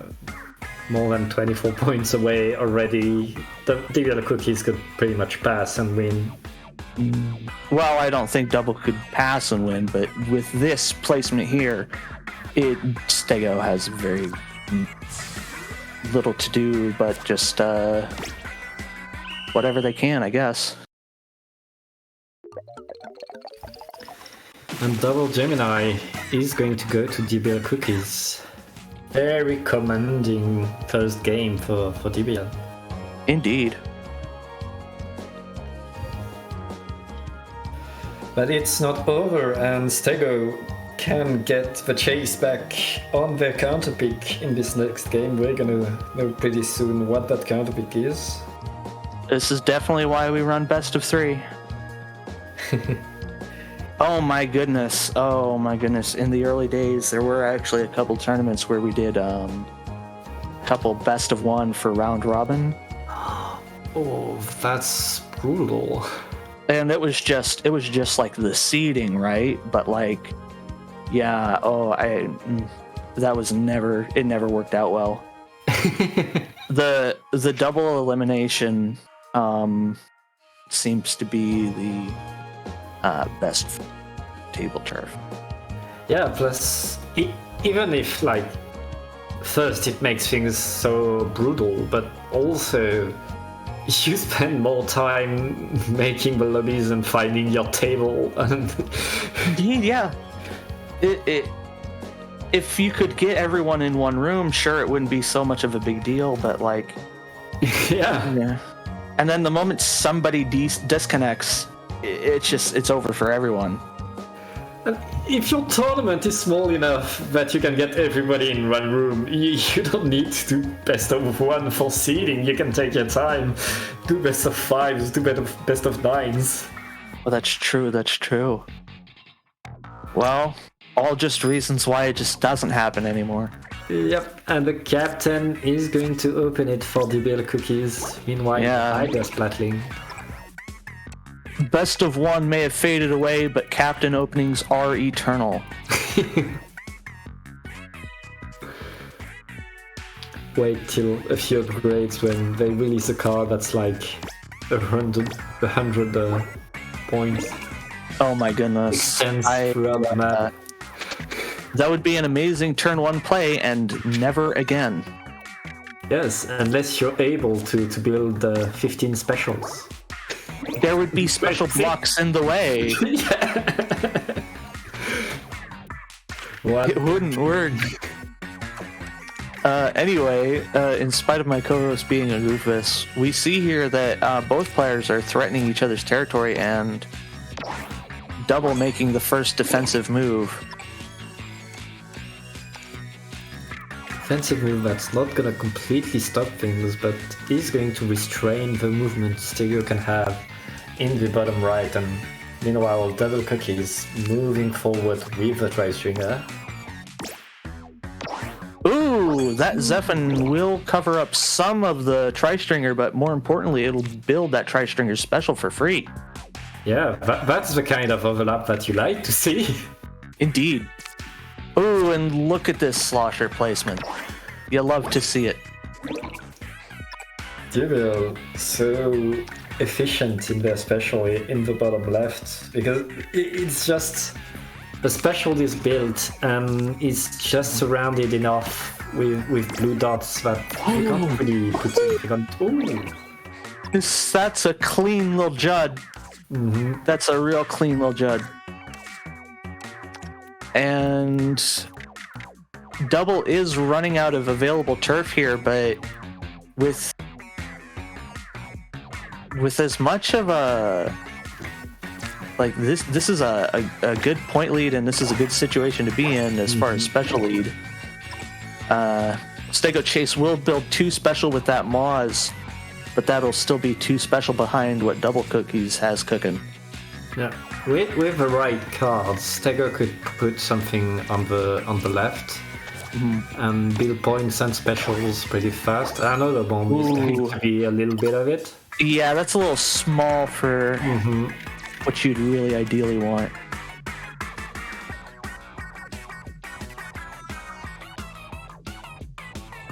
DBL looking if anything could go with that power climb. The Tri-Slosher could do it. The Tri-Slosher would build 2 there, which would be decent. But we're not going to get the Tri-Slosher. Nope, no Tri-Slosher today. Specialing a Marie doesn't sound too bad. Wherever she might be able to fit. If that Marie could build 2 extra special. I think there was a spot for it, but Splat Charger's probably still smarter. Yeah, I feel like that Marie could have worked, but with a clock, you really don't want to be in a position where you want to scramble it. I don't know if that Splat Charger position was it, though. Oh, but here we have the Tri-Slosher a turn late. And it's going to be the Ultra Stomp to finish it. Yeah, that's not necessarily bad placement. That's placed. It's only 4 blocks off. Stego right now could have any card placed as a special. And yeah, if Stego has a 17 block card to play now, that'd be huge. I could see, oh gosh, if it were like a DJ Octavio, I think may be able to. Oh, but no, it's a Dynamo. Dynamo's pretty decent. I don't think that was the good position for it, though. Yeah. No, Double will keep the lead.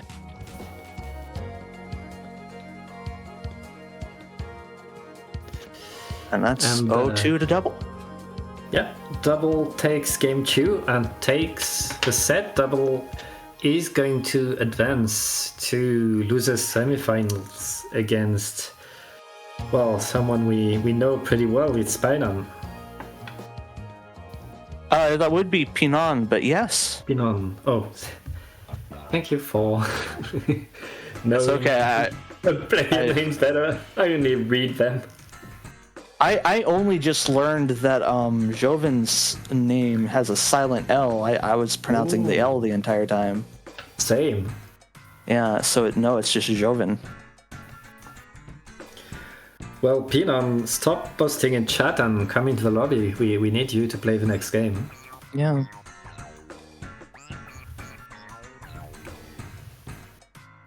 See if you can take Double down. Yep. So I believe Pinon can do it, honestly.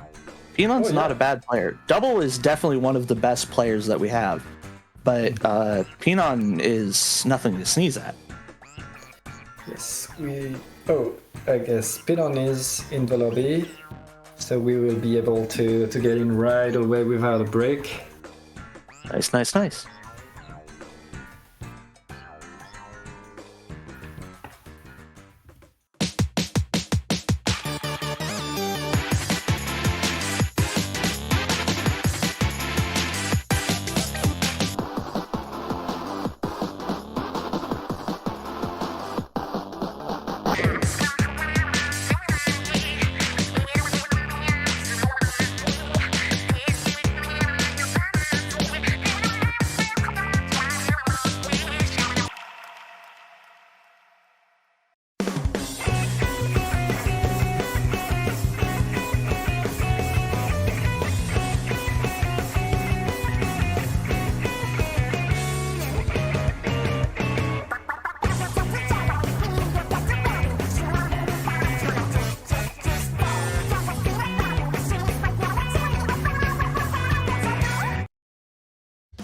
Splatoon Stronghold, a stronghold for competitive Splatoon, providing resources to long-timers and newcomers alike. If you're new to the competitive scene or still figuring out how to join, we have a getting started guide and plenty of other resources to help you in your journey. If you are a seasoned veteran, we still have plenty to offer. You can find and join tournaments as well as participate in our Captain Forum and find free agents and teams. Our mission is to make competitive Splatoon easily accessible to everyone. So what are you waiting for?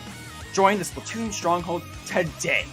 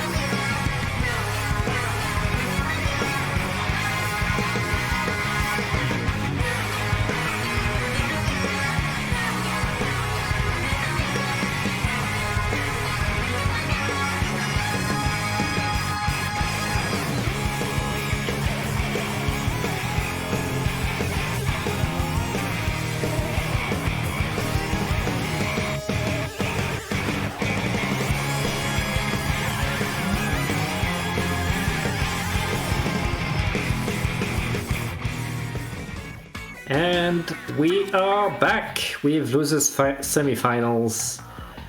Very short break, and let's get right in watching Pinon facing DblCookies. Very conflicting hand here. I would have to say you should redraw. Ooh, and that's why. The shiver stays. Very fortunate. That shiver is going to be just poked at by the Hydra Splatling. Yeah, but that is very good. The Hydra Splatling will be able to break through if Double has something to place at the bottom there. Mm-hmm. But Like this Elita. there's very little that Double could do to possibly defend at this point. Yeah. Ooh. Yes, taking the offense seems to be much better for Double here. Tying things up from the early lead that Pinon had. Pinon looking to stop Double's advancing, but if Doubles places something, well, Double doesn't. Nice read. He's going to re-stop that push by Double. I have to wonder what Double had in hand there, because that little Judd was unless perhaps Double was expecting Pinon to play something there and thus was thinking to overlay it with a smaller card. Mm-hmm. No, that's a possibility, but that's probably... Maybe Double doesn't have the best card at hand right now. Signaling that at least. Ooh, I like this ballpoint placement. Although placing it where it would have been, that would have overlaid quite a bit. Ooh, and that's a beautiful dynamo. He's going to dodge the Splat Charger. Indeed.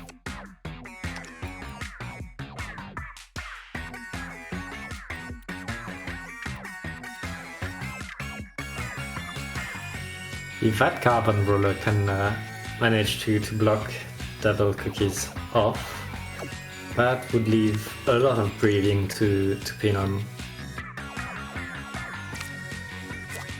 Interesting.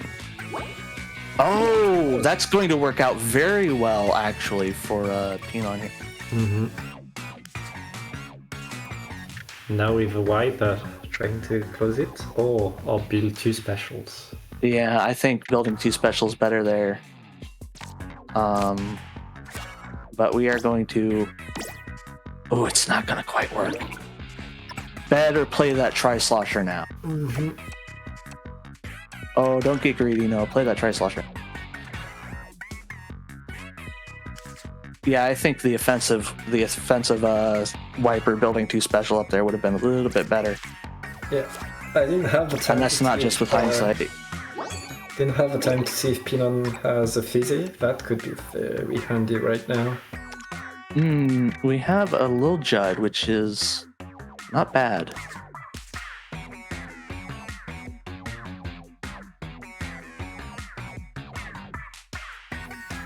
What would fit in? Which Splatling fits in there? The Nautilus, I think. Is it small enough it fits in there? Oh, not that it matters anymore. Yeah, doesn't matter anymore. That's very good for Pinon, making 2 specials and munching at the Yeah. table.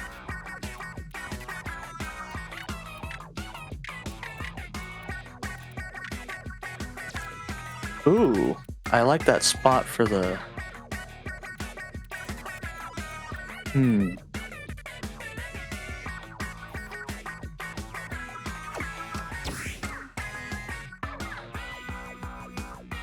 Although if there was some way to activate even more...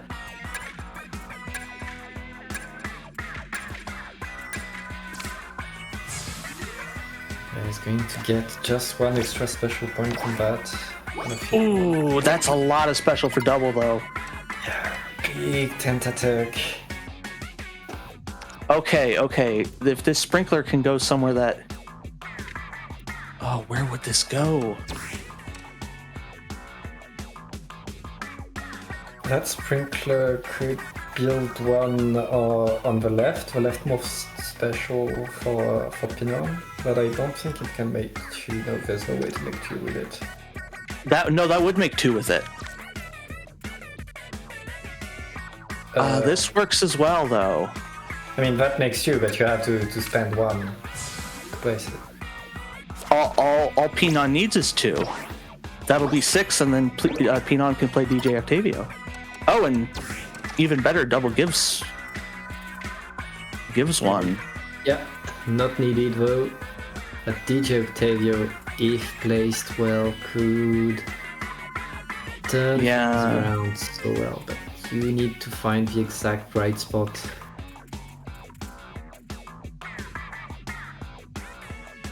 Oh man, yeah, this is a tough one.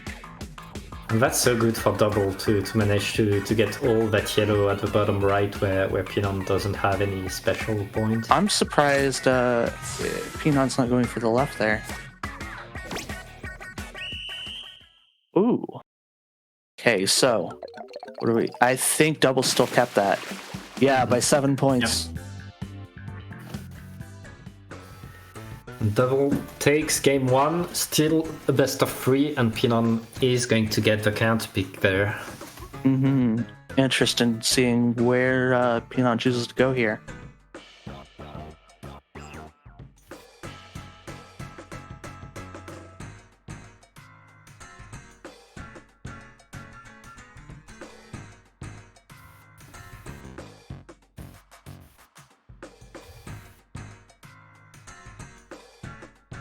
It looks like River Drift. River Drift. Honestly, a very, very good counter pick stage. Once you have an idea of how your opponent is going to play on the stage, there are a lot of cards already that you can assure throughout a varied curve in your deck that they will be good openings on River Drift. Yeah, I feel like the first 3 turns on River Drift can change so much what's going to happen in the rest of the game. Indeed, In this map much more than others. Nice DJ Octavio, likely into Cuttlefish. Meanwhile, Shelly and Donny getting in deep. That's one of the powers of this new card. I would almost go vertical with it, but Pinon is playing particularly defensive, and it's not going to work out. That is just going to break through. That charger is the last thing Pinon wanted to see. That said, short of having an E-leader, I don't know what Double would really be able to place there. Oh, Autobomb, that'll do it. Yeah. And that's very nice. Autobomb is going to give Double the opportunity to push right in and place pretty much whatever they want inside of Pinon's territory, but Pinon attacking Yeah. right away. Oh, and that may work out for Pinon because a Harmony in your opponent's base is pretty brutal. Oh, but no, the defensive play will come out. Oh, that does only take up 2 of the Harmony, so overall, not too terrible of an exchange. Just cutting off one of Harmony's tentacles. I mean, that's not tentacle, but what? It's Harmony has it's. for hair. Oh goodness, what do anemones have? I'm not sure. Bronze? What do you call those?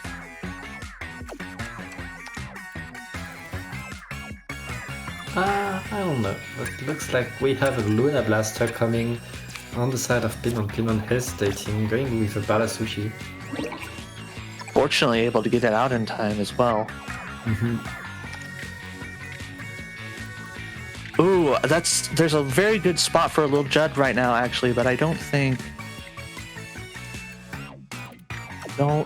Pinon has it in mind.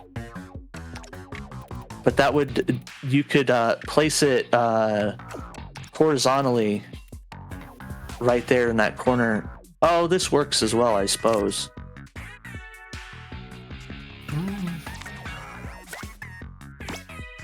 I mean, Oh, I suppose. I suppose it's good they didn't go there. Yeah, there's always so many spots for little Judd. Right? It's such a condensed card.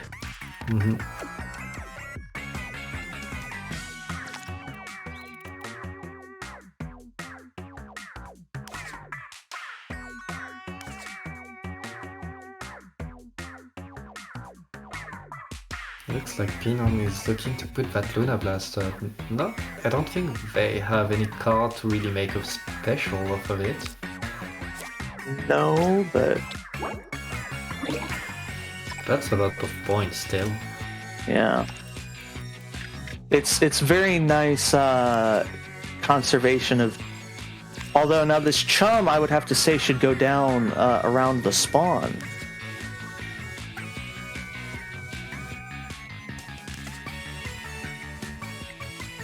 If you can't, you can't build that special at the. It wouldn't anyway, build the. so, It wouldn't build the special, but that would be a better. That would be a better spot for it.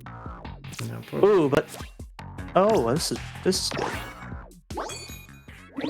That'll be a nice spot to attack from. Pretty aggressive suction bomb. If they have a charger at the ready, you'd see it combo off it pretty well. Ooh. I don't know if I would put that somewhere where it might build another special and be free. Because I don't think you want to pay a special for this attack. I think you want to have it pay for itself. Looks like Pinon agrees with you, but with just 8 seconds left, we might see a panic special. Yeah, unfortunately so. Meanwhile, the missiles. Ooh.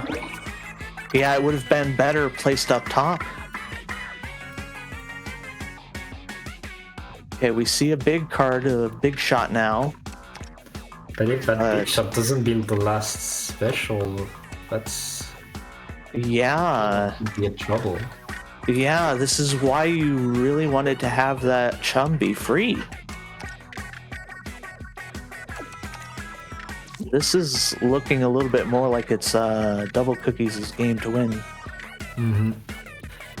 And that's the problem of a clock. When the 40 seconds starts, you're like, oh, I have so much time to think about it. But when there's 15 seconds left, suddenly you really can't change what card you're about to use. And passing on the final turn, that could be deadly. Pinon definitely does have the point lead, but any good position of attack for Double will...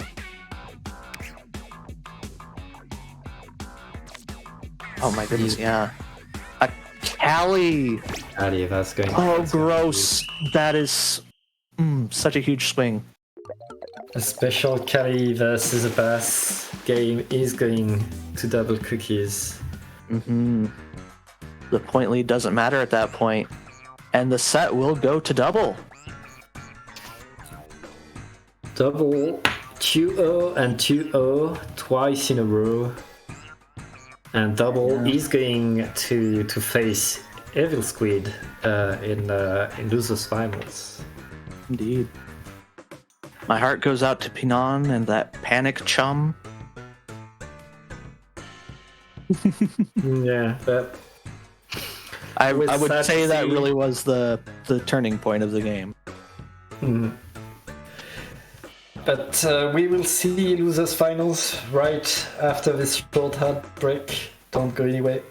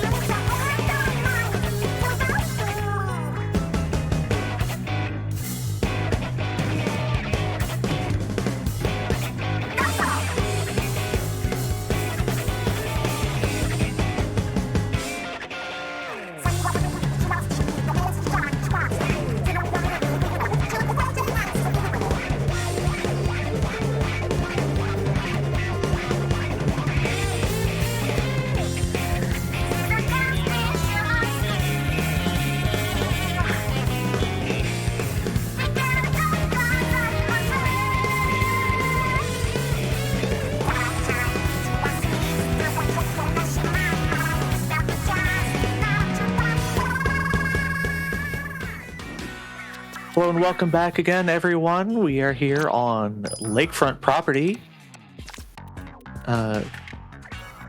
Round 7 of losers, I believe. Yes, this is losers finals. Losers finals, okay.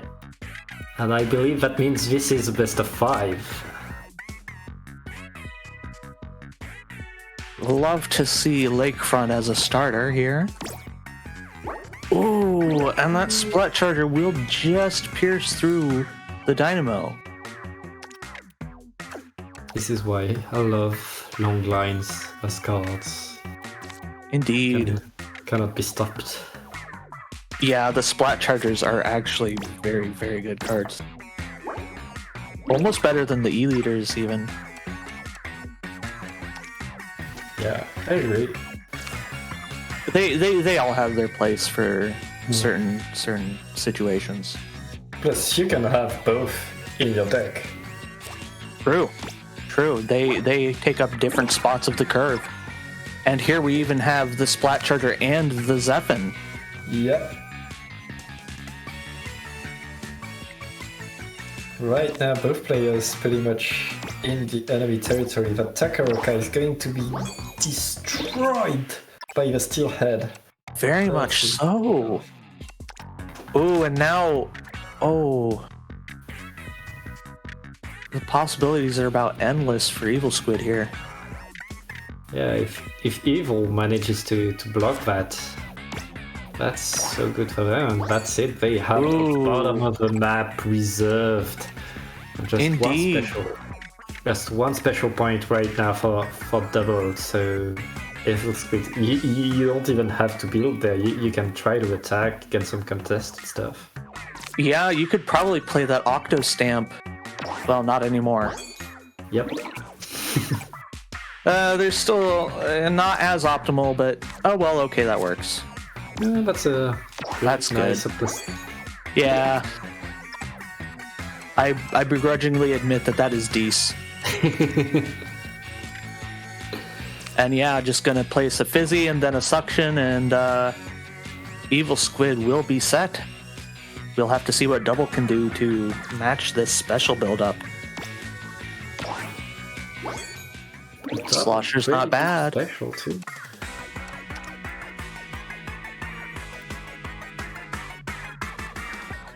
With a Splat Bomb, Double could make 2 extra specials. But Splat Bomb or Lil Buddy could make a special, 2 special.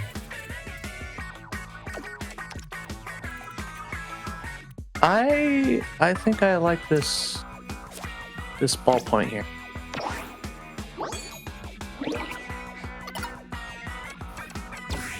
And oh, is there a way to build 3 special with the? Not even gonna try. Just gonna try and build 1 special with the triple ink strike. Yeah, no need to make an extra triple ink strike with an Ultra Stomp.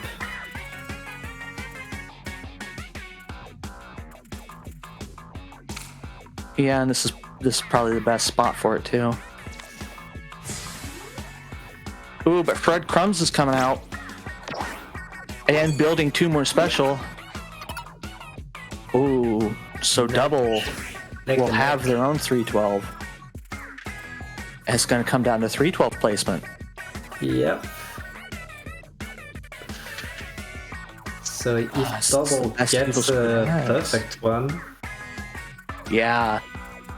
I don't know what Double would, unless Double has their own triple ink strike to overlay over the one that was just played, which is the danger of running 2 312s. Mm-hmm.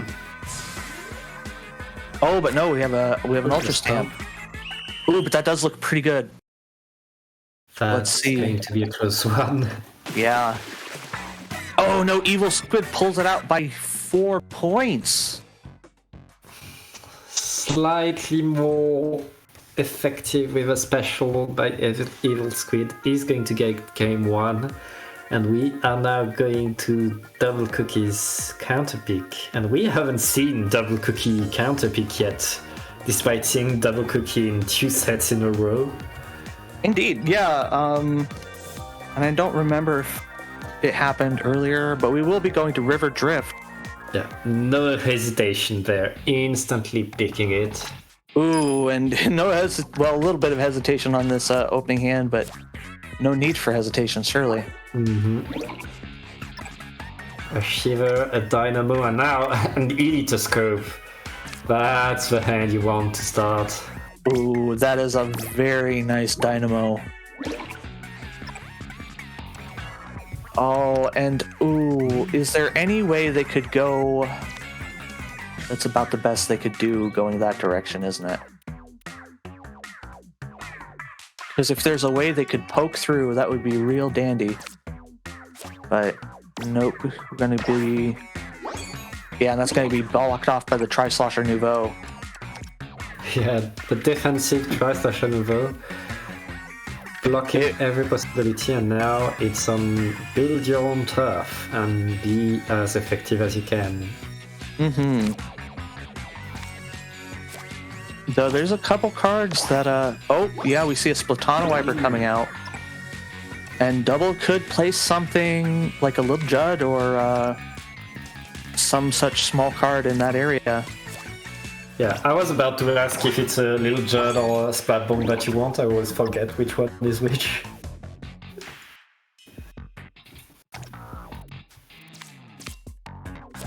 Ooh, nice Fizzy Bomb. And nice getting... right in the nick of time. Getting overlaid by the small fry, unfortunately, that block would have been a clash, but the clashing block was the small fry special block, which of course cannot get overlaid unless it's overlaid by another special block. Mm-hmm.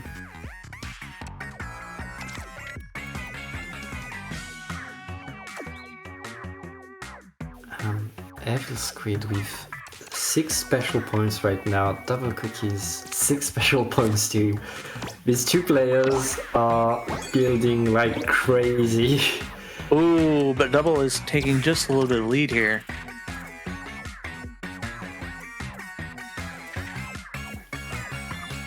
Will this be enough to poke through? I don't know.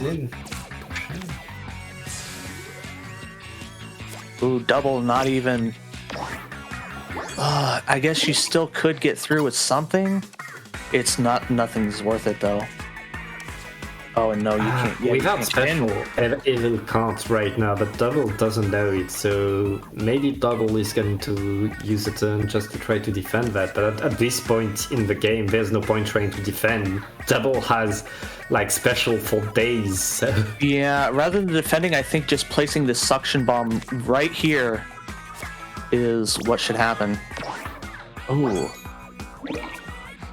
That final slosher and Double with 9 special points. Ooh, but this is going to be a good steelhead. This is going to be a really good steelhead. Mm-hmm. Oh, no. Don't think like that. Unless you're just planning. EvilSquid might just be planning. That looks like planning, I think. That steelhead is too good to pass. Yeah, that steelhead slots in so nicely. Oh! And getting ooh, in. that... And now, yeah, just go with the crack on. Make as much as you can. Double has 4, so I think we can expect a 3-12 on the side of Double. Yeah. There's so much special that EvilSquid has, but the best they can really do is this Mudmouth here. They really wanted to have like a 17 block card or some such. Or maybe a captain. Although I think they did they play a captain already? I'm not sure. Anyways, game 2 is going to double. We are now 1-1, and it's EvilSquid's turn to select. We will have to see. X marks the garden? Yep. Very nice. Ooh, I would redraw this, but no, we're going to stay for the Dynamo opening. Dynamo opening, one of the classics on there. Meanwhile, the ballpoint splatling DblCookies showing a bit of weakness there. Yeah, and going to burn a 3-12 already just to have something big to play. Ooh, but it will overlay a lot of this Hype Mana Storm Big Man. And break through. Can this captain go up there? Not sure I can go. No, Can I but block this off the isn't- right. This is still a very good spot for it.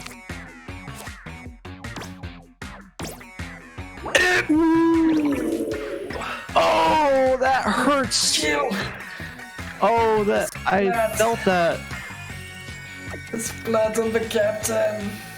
Yeah, I was just about to say. I was just about to say. Well, I feel like you could move it over or up one. Oh, if only they had. And now their own captain doing well, getting And then pretty overlaid by an now. ultra stamp, but what 312 is EvilSquid going to have left over? I don't think they have 3 in their deck. I should hope they don't have 3 312s. That's a little ridiculous. Oh no! These two players are overlapping like crazy right now. That's the action we want to see. Indeed. Some blood. Not quite blood, though. Okay, that's some pretty good special build-up for EvilSquid there. That's... While EvilSquid definitely has a point lead, they're going to need to keep up the special generation. I'm looking to see, do they have any way of... No, they don't really have any way of placing anything. It almost looks like the Tri-Stringer could go up in the enemy base, but it would have to be a Barazushi or something. And with a point lead, a Tri-Stringer at the bottom, like it builds point, it can advance the lead a bit. Yeah. Oh.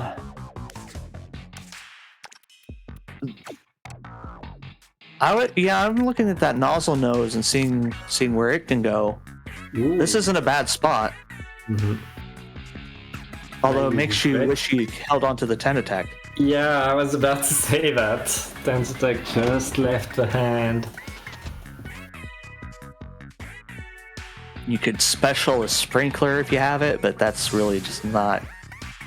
It's not the same. Ooh, and the missiles are going to let double in.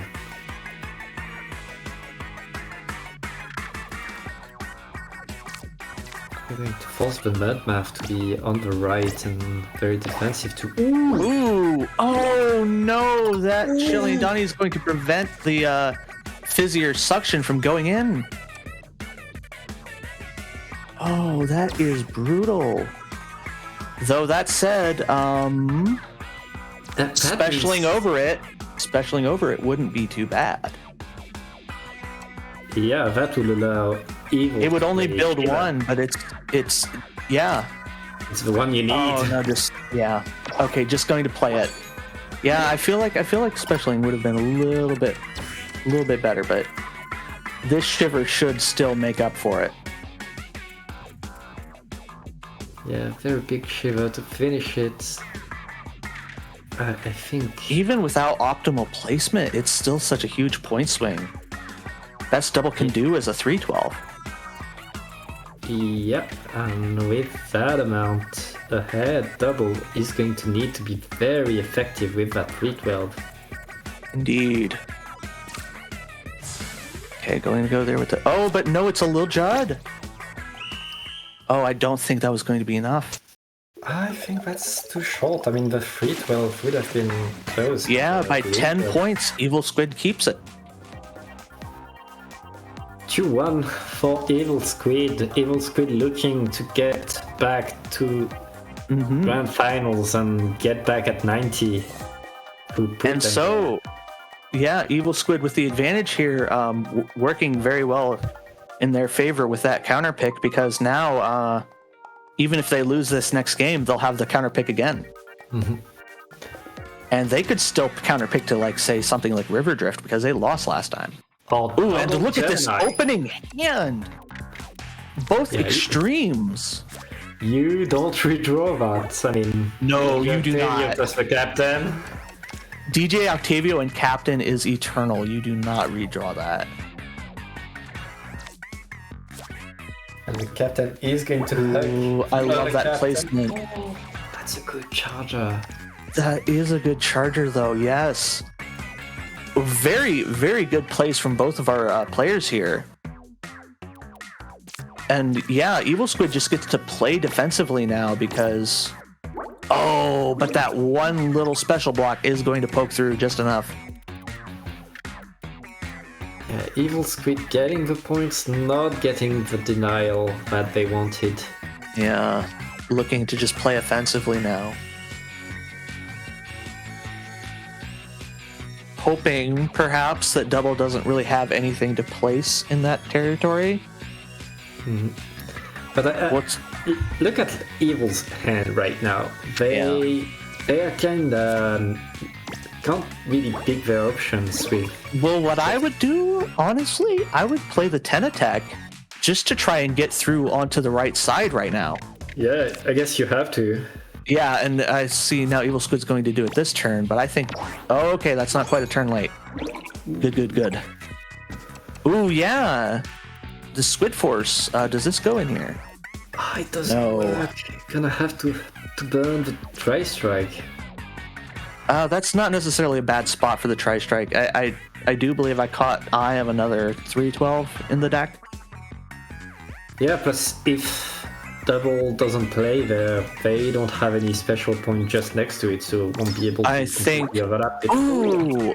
Oh, it's not going to overlap, it's going to clash. That's huge. That works out in EvilSquid's favor.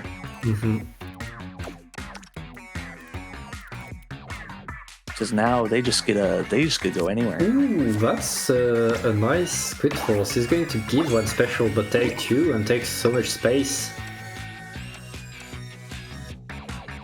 It's not a move. It's not a move I would have been willing to risk myself, but I can definitely see the logic behind it. It is, it's definitely sensible. It tidies up stuff, you know? I feel like it's a good way to end that thread of attack from Double. Oh, do they have a splat bomb to go with that? I wonder. They are not happy to see what they have in hand. But that suction bomb is going to go in a good spot. Getting one special, facilitating another maybe later. Oh, another big card. There's only big cards left. There's apparently only big cards left, so... Yeah, only big cards left, you have to go now. We might see a pass on the side of Evil, but with so few turns left and behind. Yeah. And the 5s are only worth 12. I don't know. I think it would have been... Okay, so we have the Mudmouth. So I would say if you can get the Mudmouth to build 3, that it doesn't matter how much turf, just get the Mudmouth to build 3. I can build 2, but I'm not sure it can build 3. Yeah, I don't see where it is, but... Oh wait, no! I do see where to put it. Oh, is that not gonna work? I don't think it would work. It's only gonna build 2 here. think I don't. Yeah, it wasn't worth. That wasn't worth it. Oh, EvilSquid, no. Well, at least they have the counter pick for the next game, as I would say. Yeah, you have a counter pick for the next game, and we are going to a game 5 here in Losers Finals. Indeed. Oh, goodness. All right, what'll it be, that one was brutal one. Oh, yeah, EvilSquid just needed to be a little bit more efficient on the special build up there. I feel like hand management was really tough for Evil. That too, but when you're faced with drawing all of your small cards that early, that's really what you want to be doing. Mm-hmm. Might be a fairly defensive Or a tri-stringer. Ooh, a tri-stringer is actually very cheeky here. And yes, now the shiver can go around. Look at that. Though double is very likely to try and go on the offensive as well. Oh, for sure.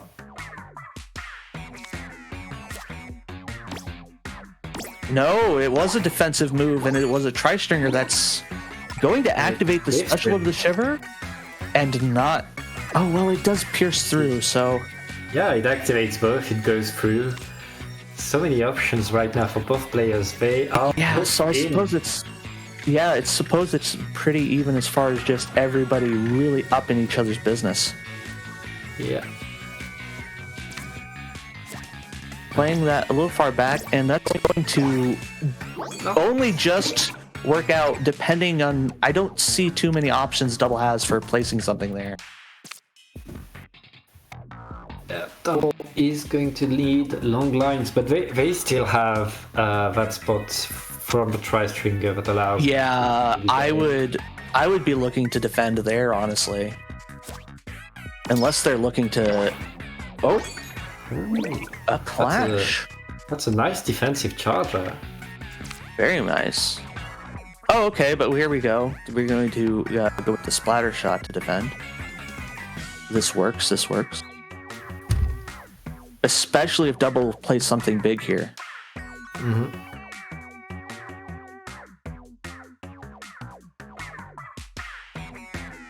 And look at that. Even in points, even in special. Evil is going to be one extra special from this one. Oh, that will do it. A ball point. And now there's a lot more options for things to place. What do you do in this situation when you're EvilSquid? You're kinda out of options. Do you want Specialing in with the triple ink strike? I mean, is there a good spot for it? I think I'd play the Fizzy at that point. Yeah, I agree. If the Fizzy can stop the invasion by itself, that's still a good use for it. Oh, an offensive Fizzy is all right too, because that builds some special. Yeah, meanwhile the Tri-Star Nouveau... Okay, then we have the Steelhead to block. Finally, something good. Yes. That's going to do a lot to cover up that spawn, so... let's see, I don't remember, does EvilSquid have something to put there? Does Evil have a Lil Judd? Nope, don't see one. No.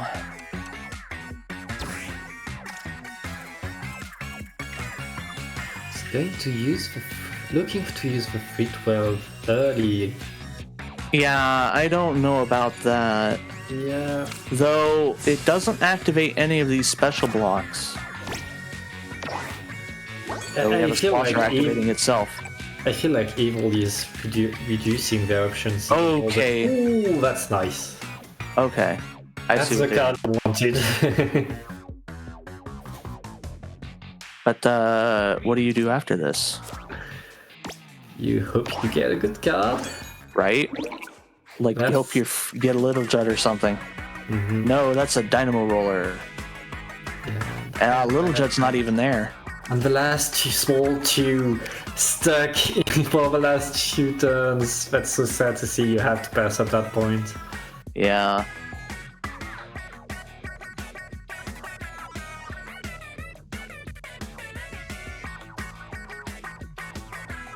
Goodness, if this was Magic the Gathering Arena, we would have EvilSquid just running down the clock at this time.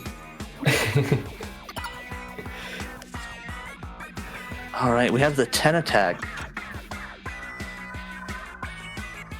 That's really, I mean, can be. Honestly, just use it to get in, like cover up, special with it, cover up 2 blocks and build its own special. And oh wait, no, that's not going to be enough. You need that's just not enough. Yeah, you need 2. You can only build Oh no! Oh no. Wait, no matter what EvilSquid does, it's not enough. EvilSquid needed to put it where they thought Double would put, so they could hope for the read and get an extra special, but right now it's going to be a special section. That's the only new. Did they just pass? Did they just pass? It's. I mean, that's game I for guess Double. it's concede. Double I guess cannot, it's just concede. Double cannot lose. Yeah. I suppose I can't blame EvilSquid there. All right, so Double will be taking it and moving on. Very tense one. Double gets the best of it in a 3-2. Congratulations to Double getting back to grand finals where we've seen them several times, I believe, in Duel On. Oh yes, Double is definitely a very, very good player. So we will take a short break and then we will see your grand finals, which will be 90 Splat versus DblCookies. Don't go away, y'all.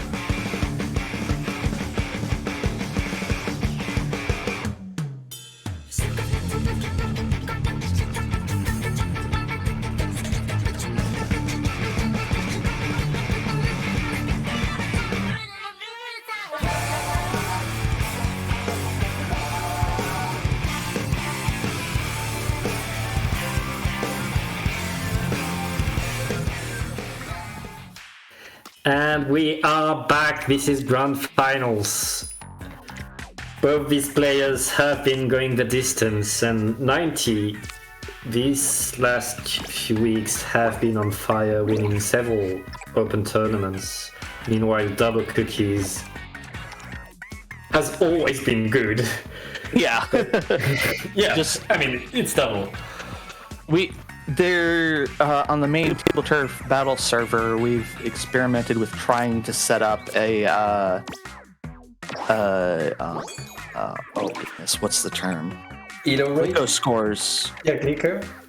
Yeah, for each player, and Double is definitely up there. Obviously, Showers is the highest, but I think Double is literally second. Ooh, oh, you almost wish that Heavy Splatling could have gone up a tile more there. Yep, 90 looking to get some Glico points off of Double. Indeed. and get another tournament win on their belt. I don't know about placing that crack on, though. I think you should just do what you can to disrupt mid. That big switch can be placed there, but is it the best? I don't know. Maybe the Octo Stamp could be better, but still, you want to play in mid. And the Slash Niveau is going to eat a little bit. And the special. That's a really good level. Actually, now is a very good time for that Stamp. Placing it where they probably want to put Tri-Slosher, but Yeah. they do not have Tri-Slosher. Ooh, they're going to go 8.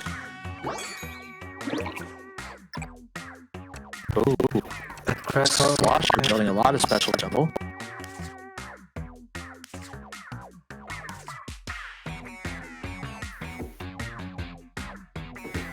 Flash Blaster Neo, a very good card for this map, especially considering the Dynamo starter there, which is a very traditional starter for this map. Here it is, the Octo Stamp. Now we have a very good fizzy or suction spot. Mm-hmm.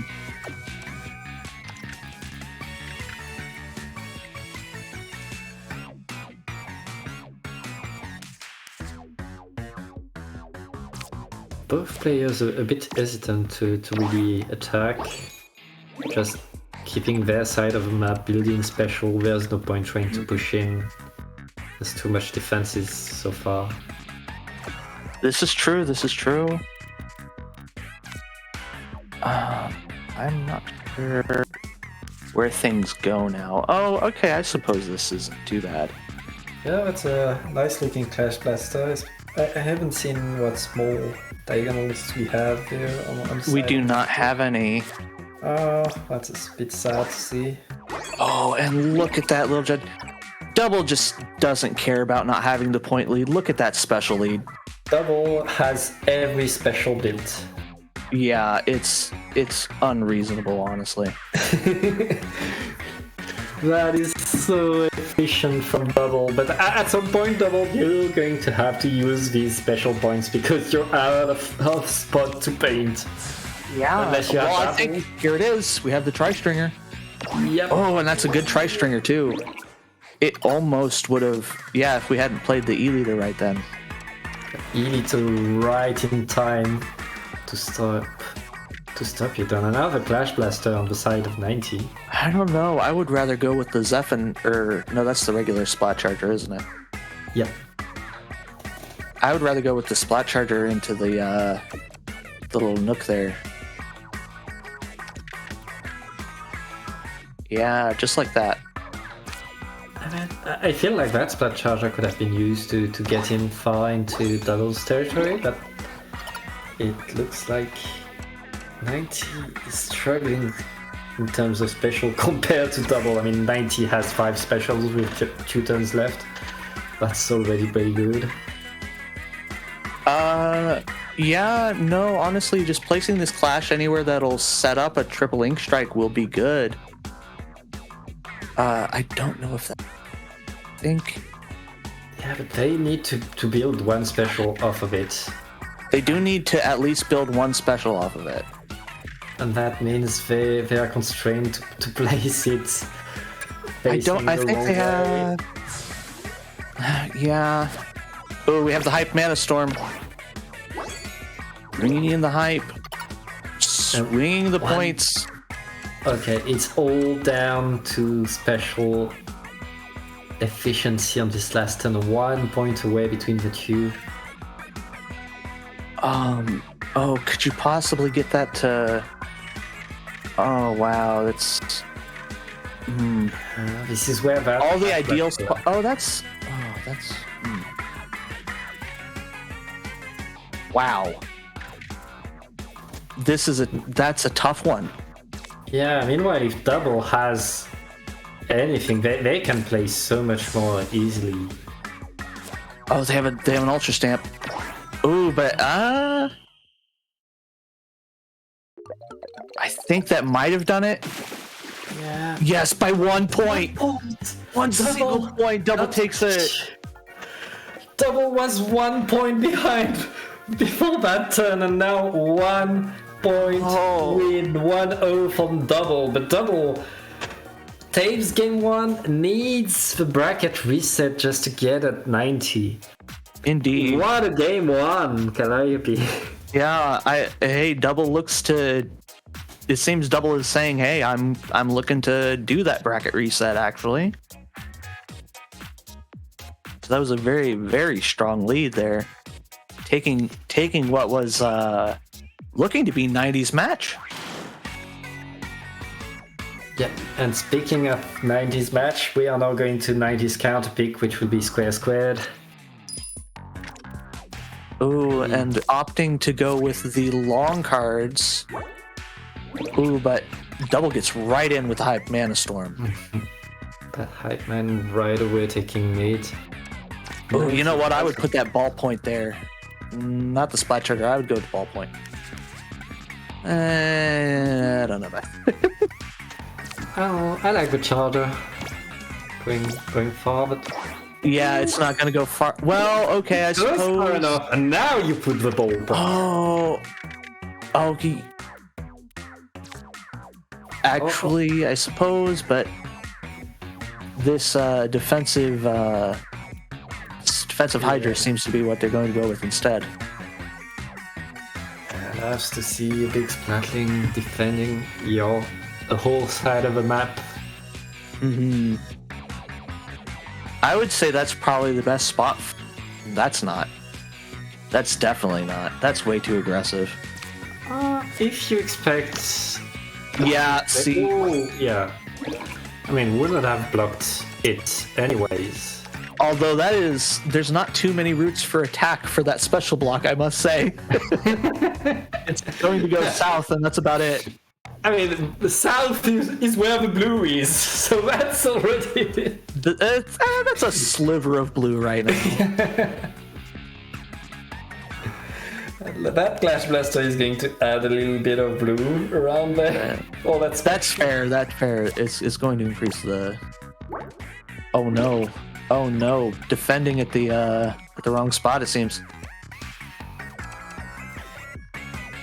Right now, Double has a big part of the map for them, so that Heavy Splatling still has the attack on the top of the map.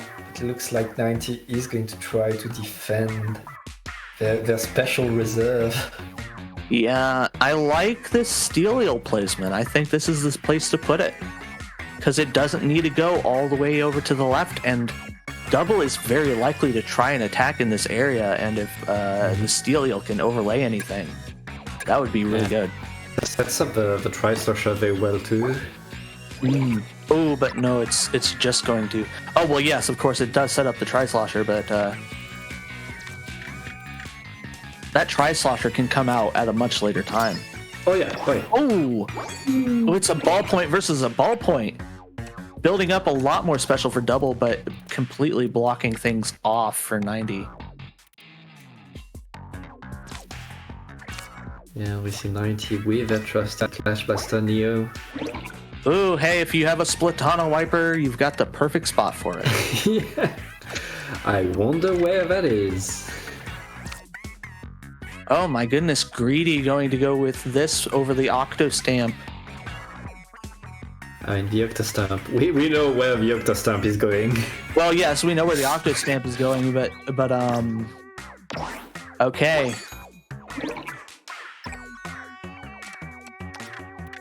.90 looking to make all the special points right before his return start.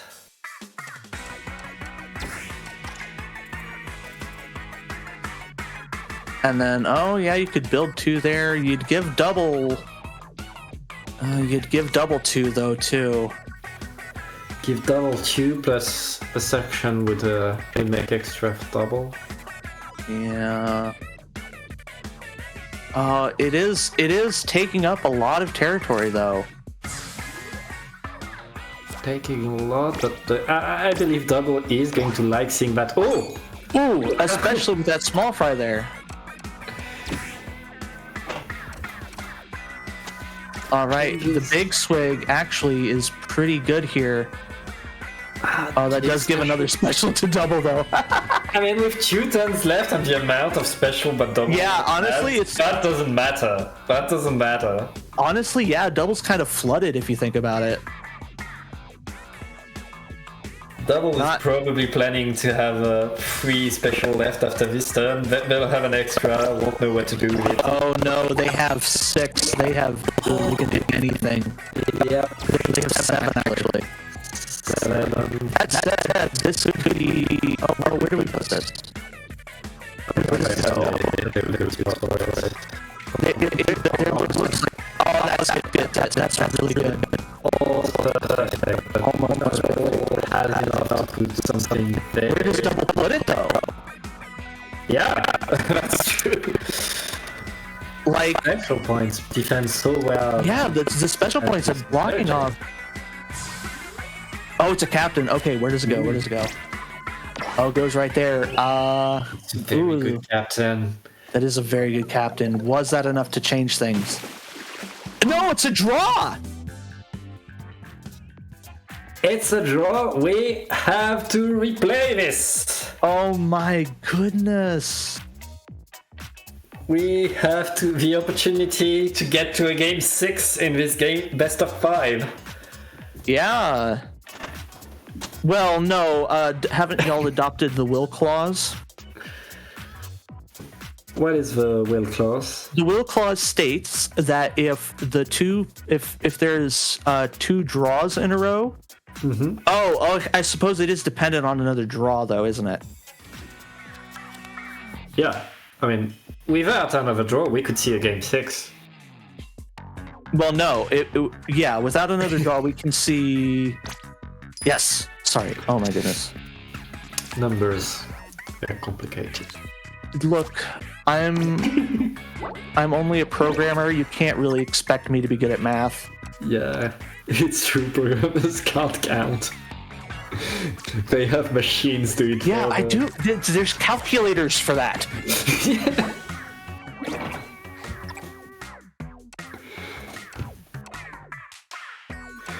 Let's get back to the game.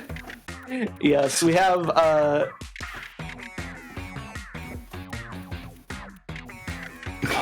Yeah, I'm not sure where I would have placed that stealing on myself, but that is definitely going to work. That's going to bunch the ballpoint slightly, and I think we can expect an Octostomp maybe by double if double has that in their deck.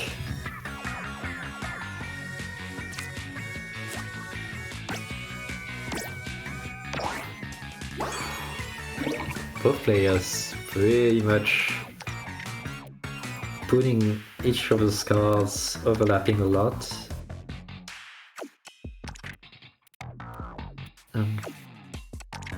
90 looking, it seems to build a bit more special and a bit more points away from DblCookies.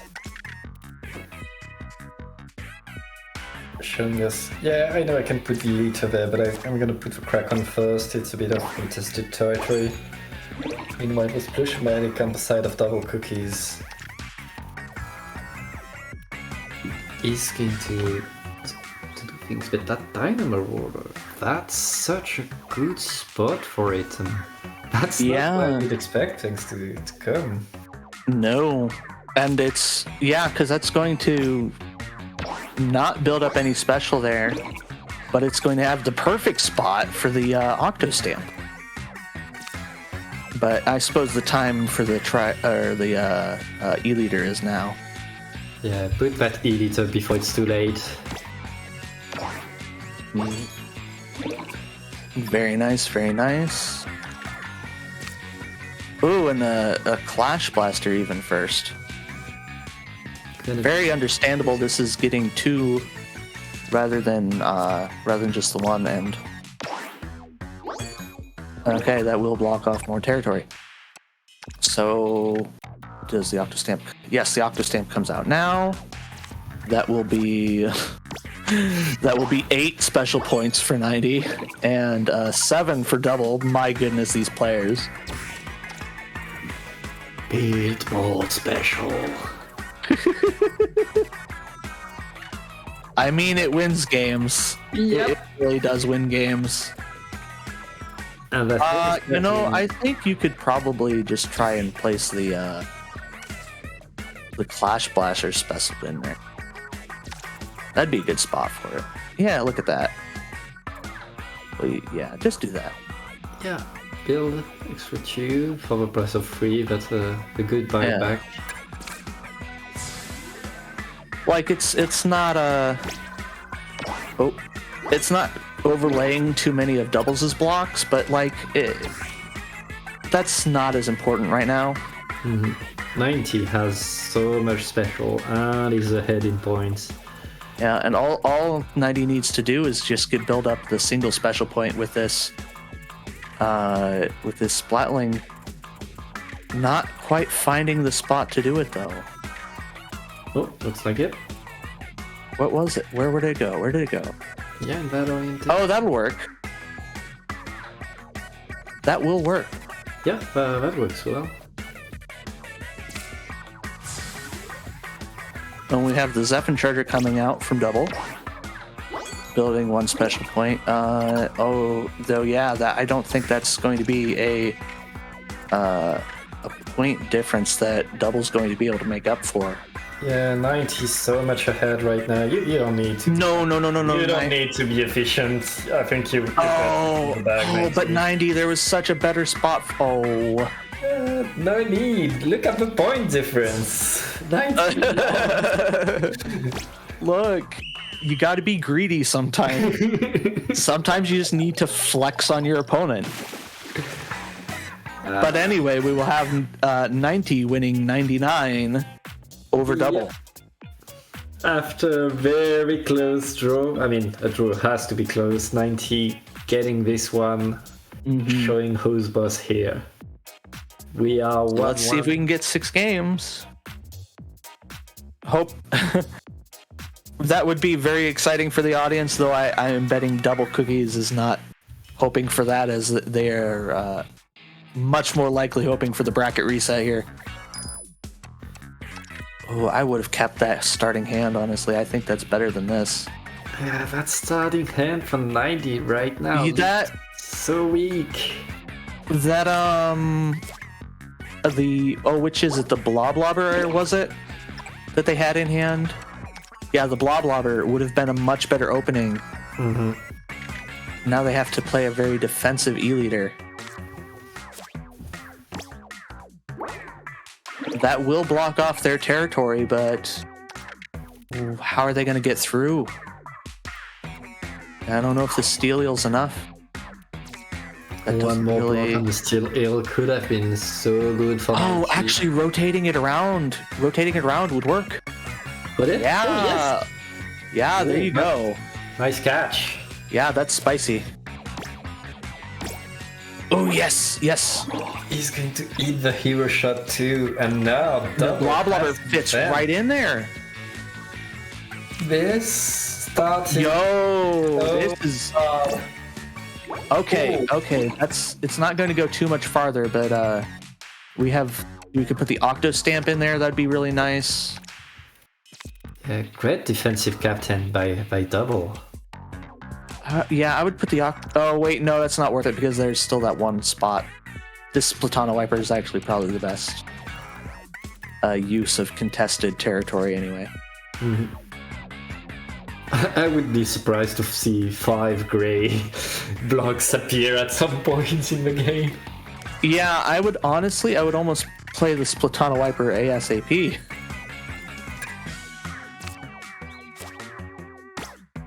There you go. Oh, but that Slosher going to put in some work for Double. Very good Slosher. Double building so... Ooh, this is a nice crack on. Very nice crack on. Yeah, especially as Double starting to have like all the contested territory used and... See? Yeah, perfect crack. That's why you played... Yeah, that's why you play the Splatana Wiper last turn.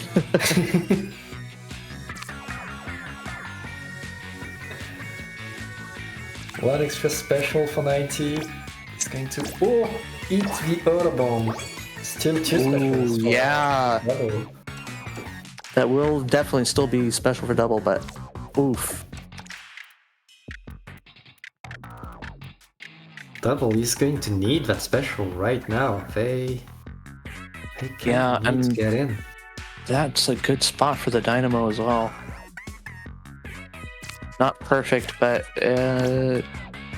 not something you'd really complain about.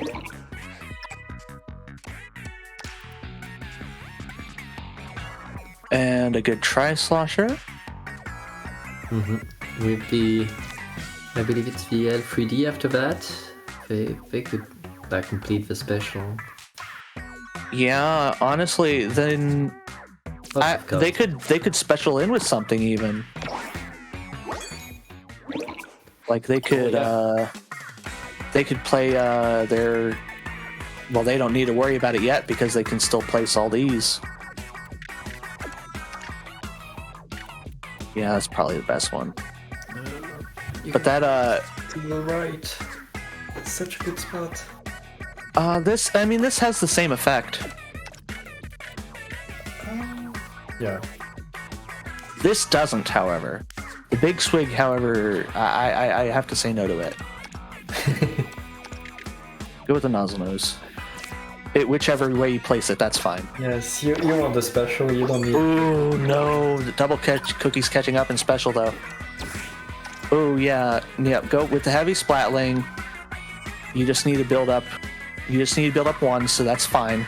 Yeah, you get it. And that other special point is going to allow you to play the tri-strike right there. Yeah.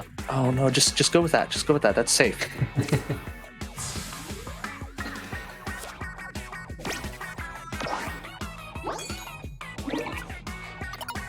Yeah, honestly, this is looking.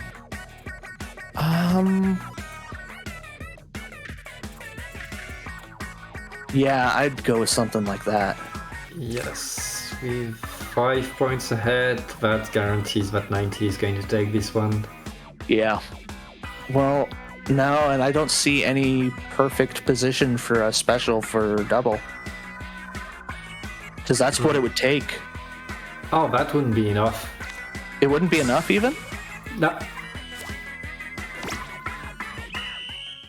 Oh goodness. Well, that wasn't a perfect one, so either way. Yep, that'll be 90 keeping it by 9 points.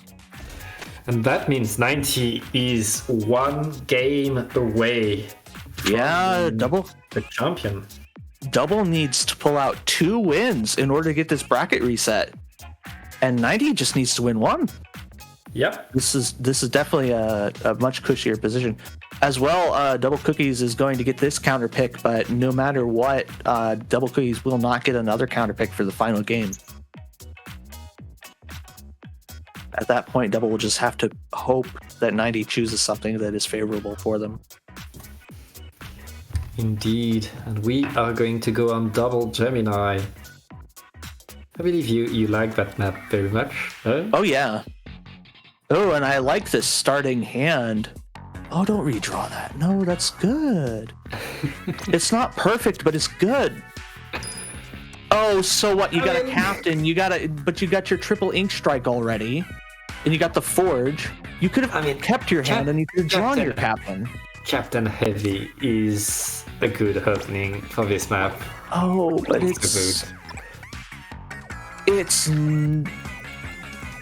it's okay in comparison. Look at that, already broken through. You see? Yeah, that Squid Force is going to hurt quite a bunch. Oh, that's a good spot for the Splatbrella, though. There's a couple of good spots for the Splatbrella on this map, honestly. Splatbrella looking to get into contested territory. Every territory is contested right now. Yeah, it's all a contest. Oh. We will see Double building up some special already and blocking off a lot of territory. there is some territory now that is not contested. Oh wait, no, don't play that there. Go down. Play the Octo Bomber. That would fit perfectly. Never mind me. What do I know? They didn't see it. But that would have fit in that turf that the Double thinks is so taken. And now it is, because the only real option they had was the Octo Bomber. Very nice defensive editor by Double, really blocking that path for 19. Mm-hmm. Ooh, and we have a captain hugging the captain.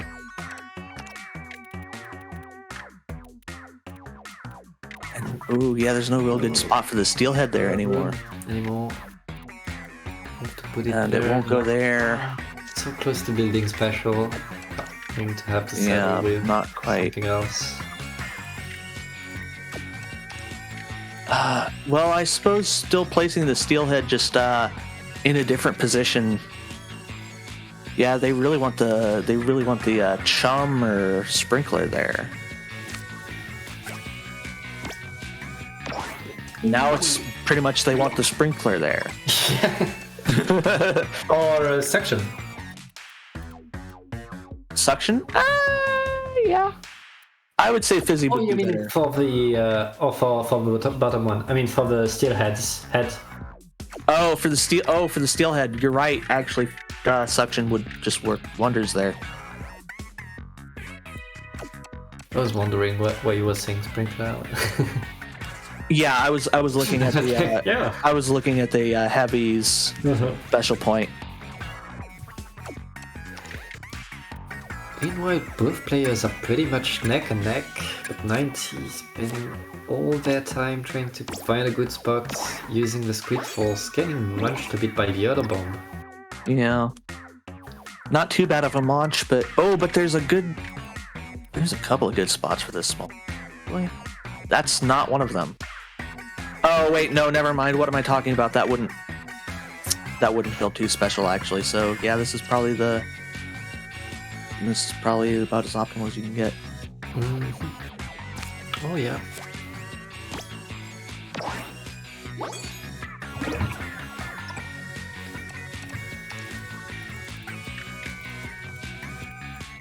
Chum is not going to have trouble building what's special on this map.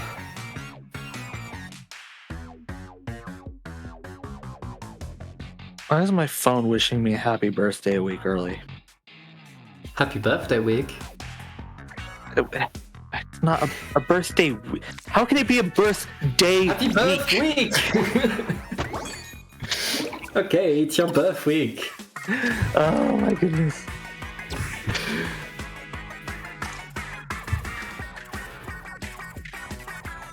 Both players pretty much even right now. Yeah,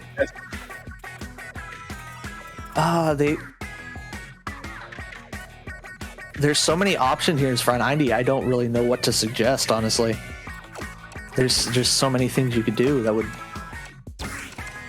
really be decent. That's not it. This is okay. Builds 2 takes a bunch of points. That's a good option. Yeah. Definitely puts the point lead in 90's favor, and oh yeah, if you just put this anywhere that builds up 1. That builds 1. Yeah, that does. There's so many. There's so many options. You just need All you 1. need. Well, actually, no. Play where do you want to set up for your triple ink strike? What would be a good spot for setting up for the triple ink strike? I feel like Double doesn't have a really good spot for a price strike. But, the little Judd is going to come. Both players. Oh wait, one no, they point have a away. good spot for triple ink strike now. Oh Look at this. yeah, that's very. That little good. Judd actually made one. They I don't see anything better even. Yeah, I don't think rotating it's gonna do. That's the best. Yeah, that's really good though. Like, what's it gonna take from Double, like a perfect ultra stamp or something? Which is possible. Double needs a perfect win. I don't. Oh, was that it? Was that a perfect? I don't think so. It was not, because 90 takes it. And 90 is going to be your new Duel On champion.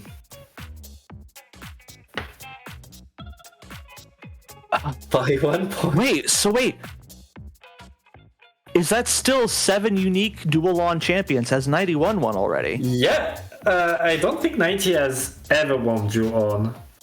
Oh my goodness! So congratulations to 90 on keeping us honest here. Yeah.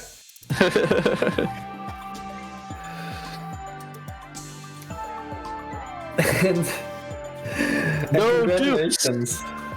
I suppose that makes sense. After all, in Tableturf there are no duplicate cards. Yes, I mean, with the alternate kits, just enter the tournament, just revert your name, and basically, like mirror That's your name, cheating. And we'll see if you can win that way. No, it's cheating. It's cheating. It's cheating. Anyways, that has been us with Duel On number 7. And one question is left, Calliope. Where can people find you? You can find me right here on Twitch at Calliope Thorn. I also am on YouTube, though I post very sparsely. Also as Calliope Thorn, though it's instead of spelling Thorn out, you will want to use Thorn, the little symbol that is a letter. Just Google it and you'll find it. You? Okay, and I'm Pat. You can find me on Twitter at PatAutumn with underscores in between. And that's going to be it for us signing off. See y'all next time.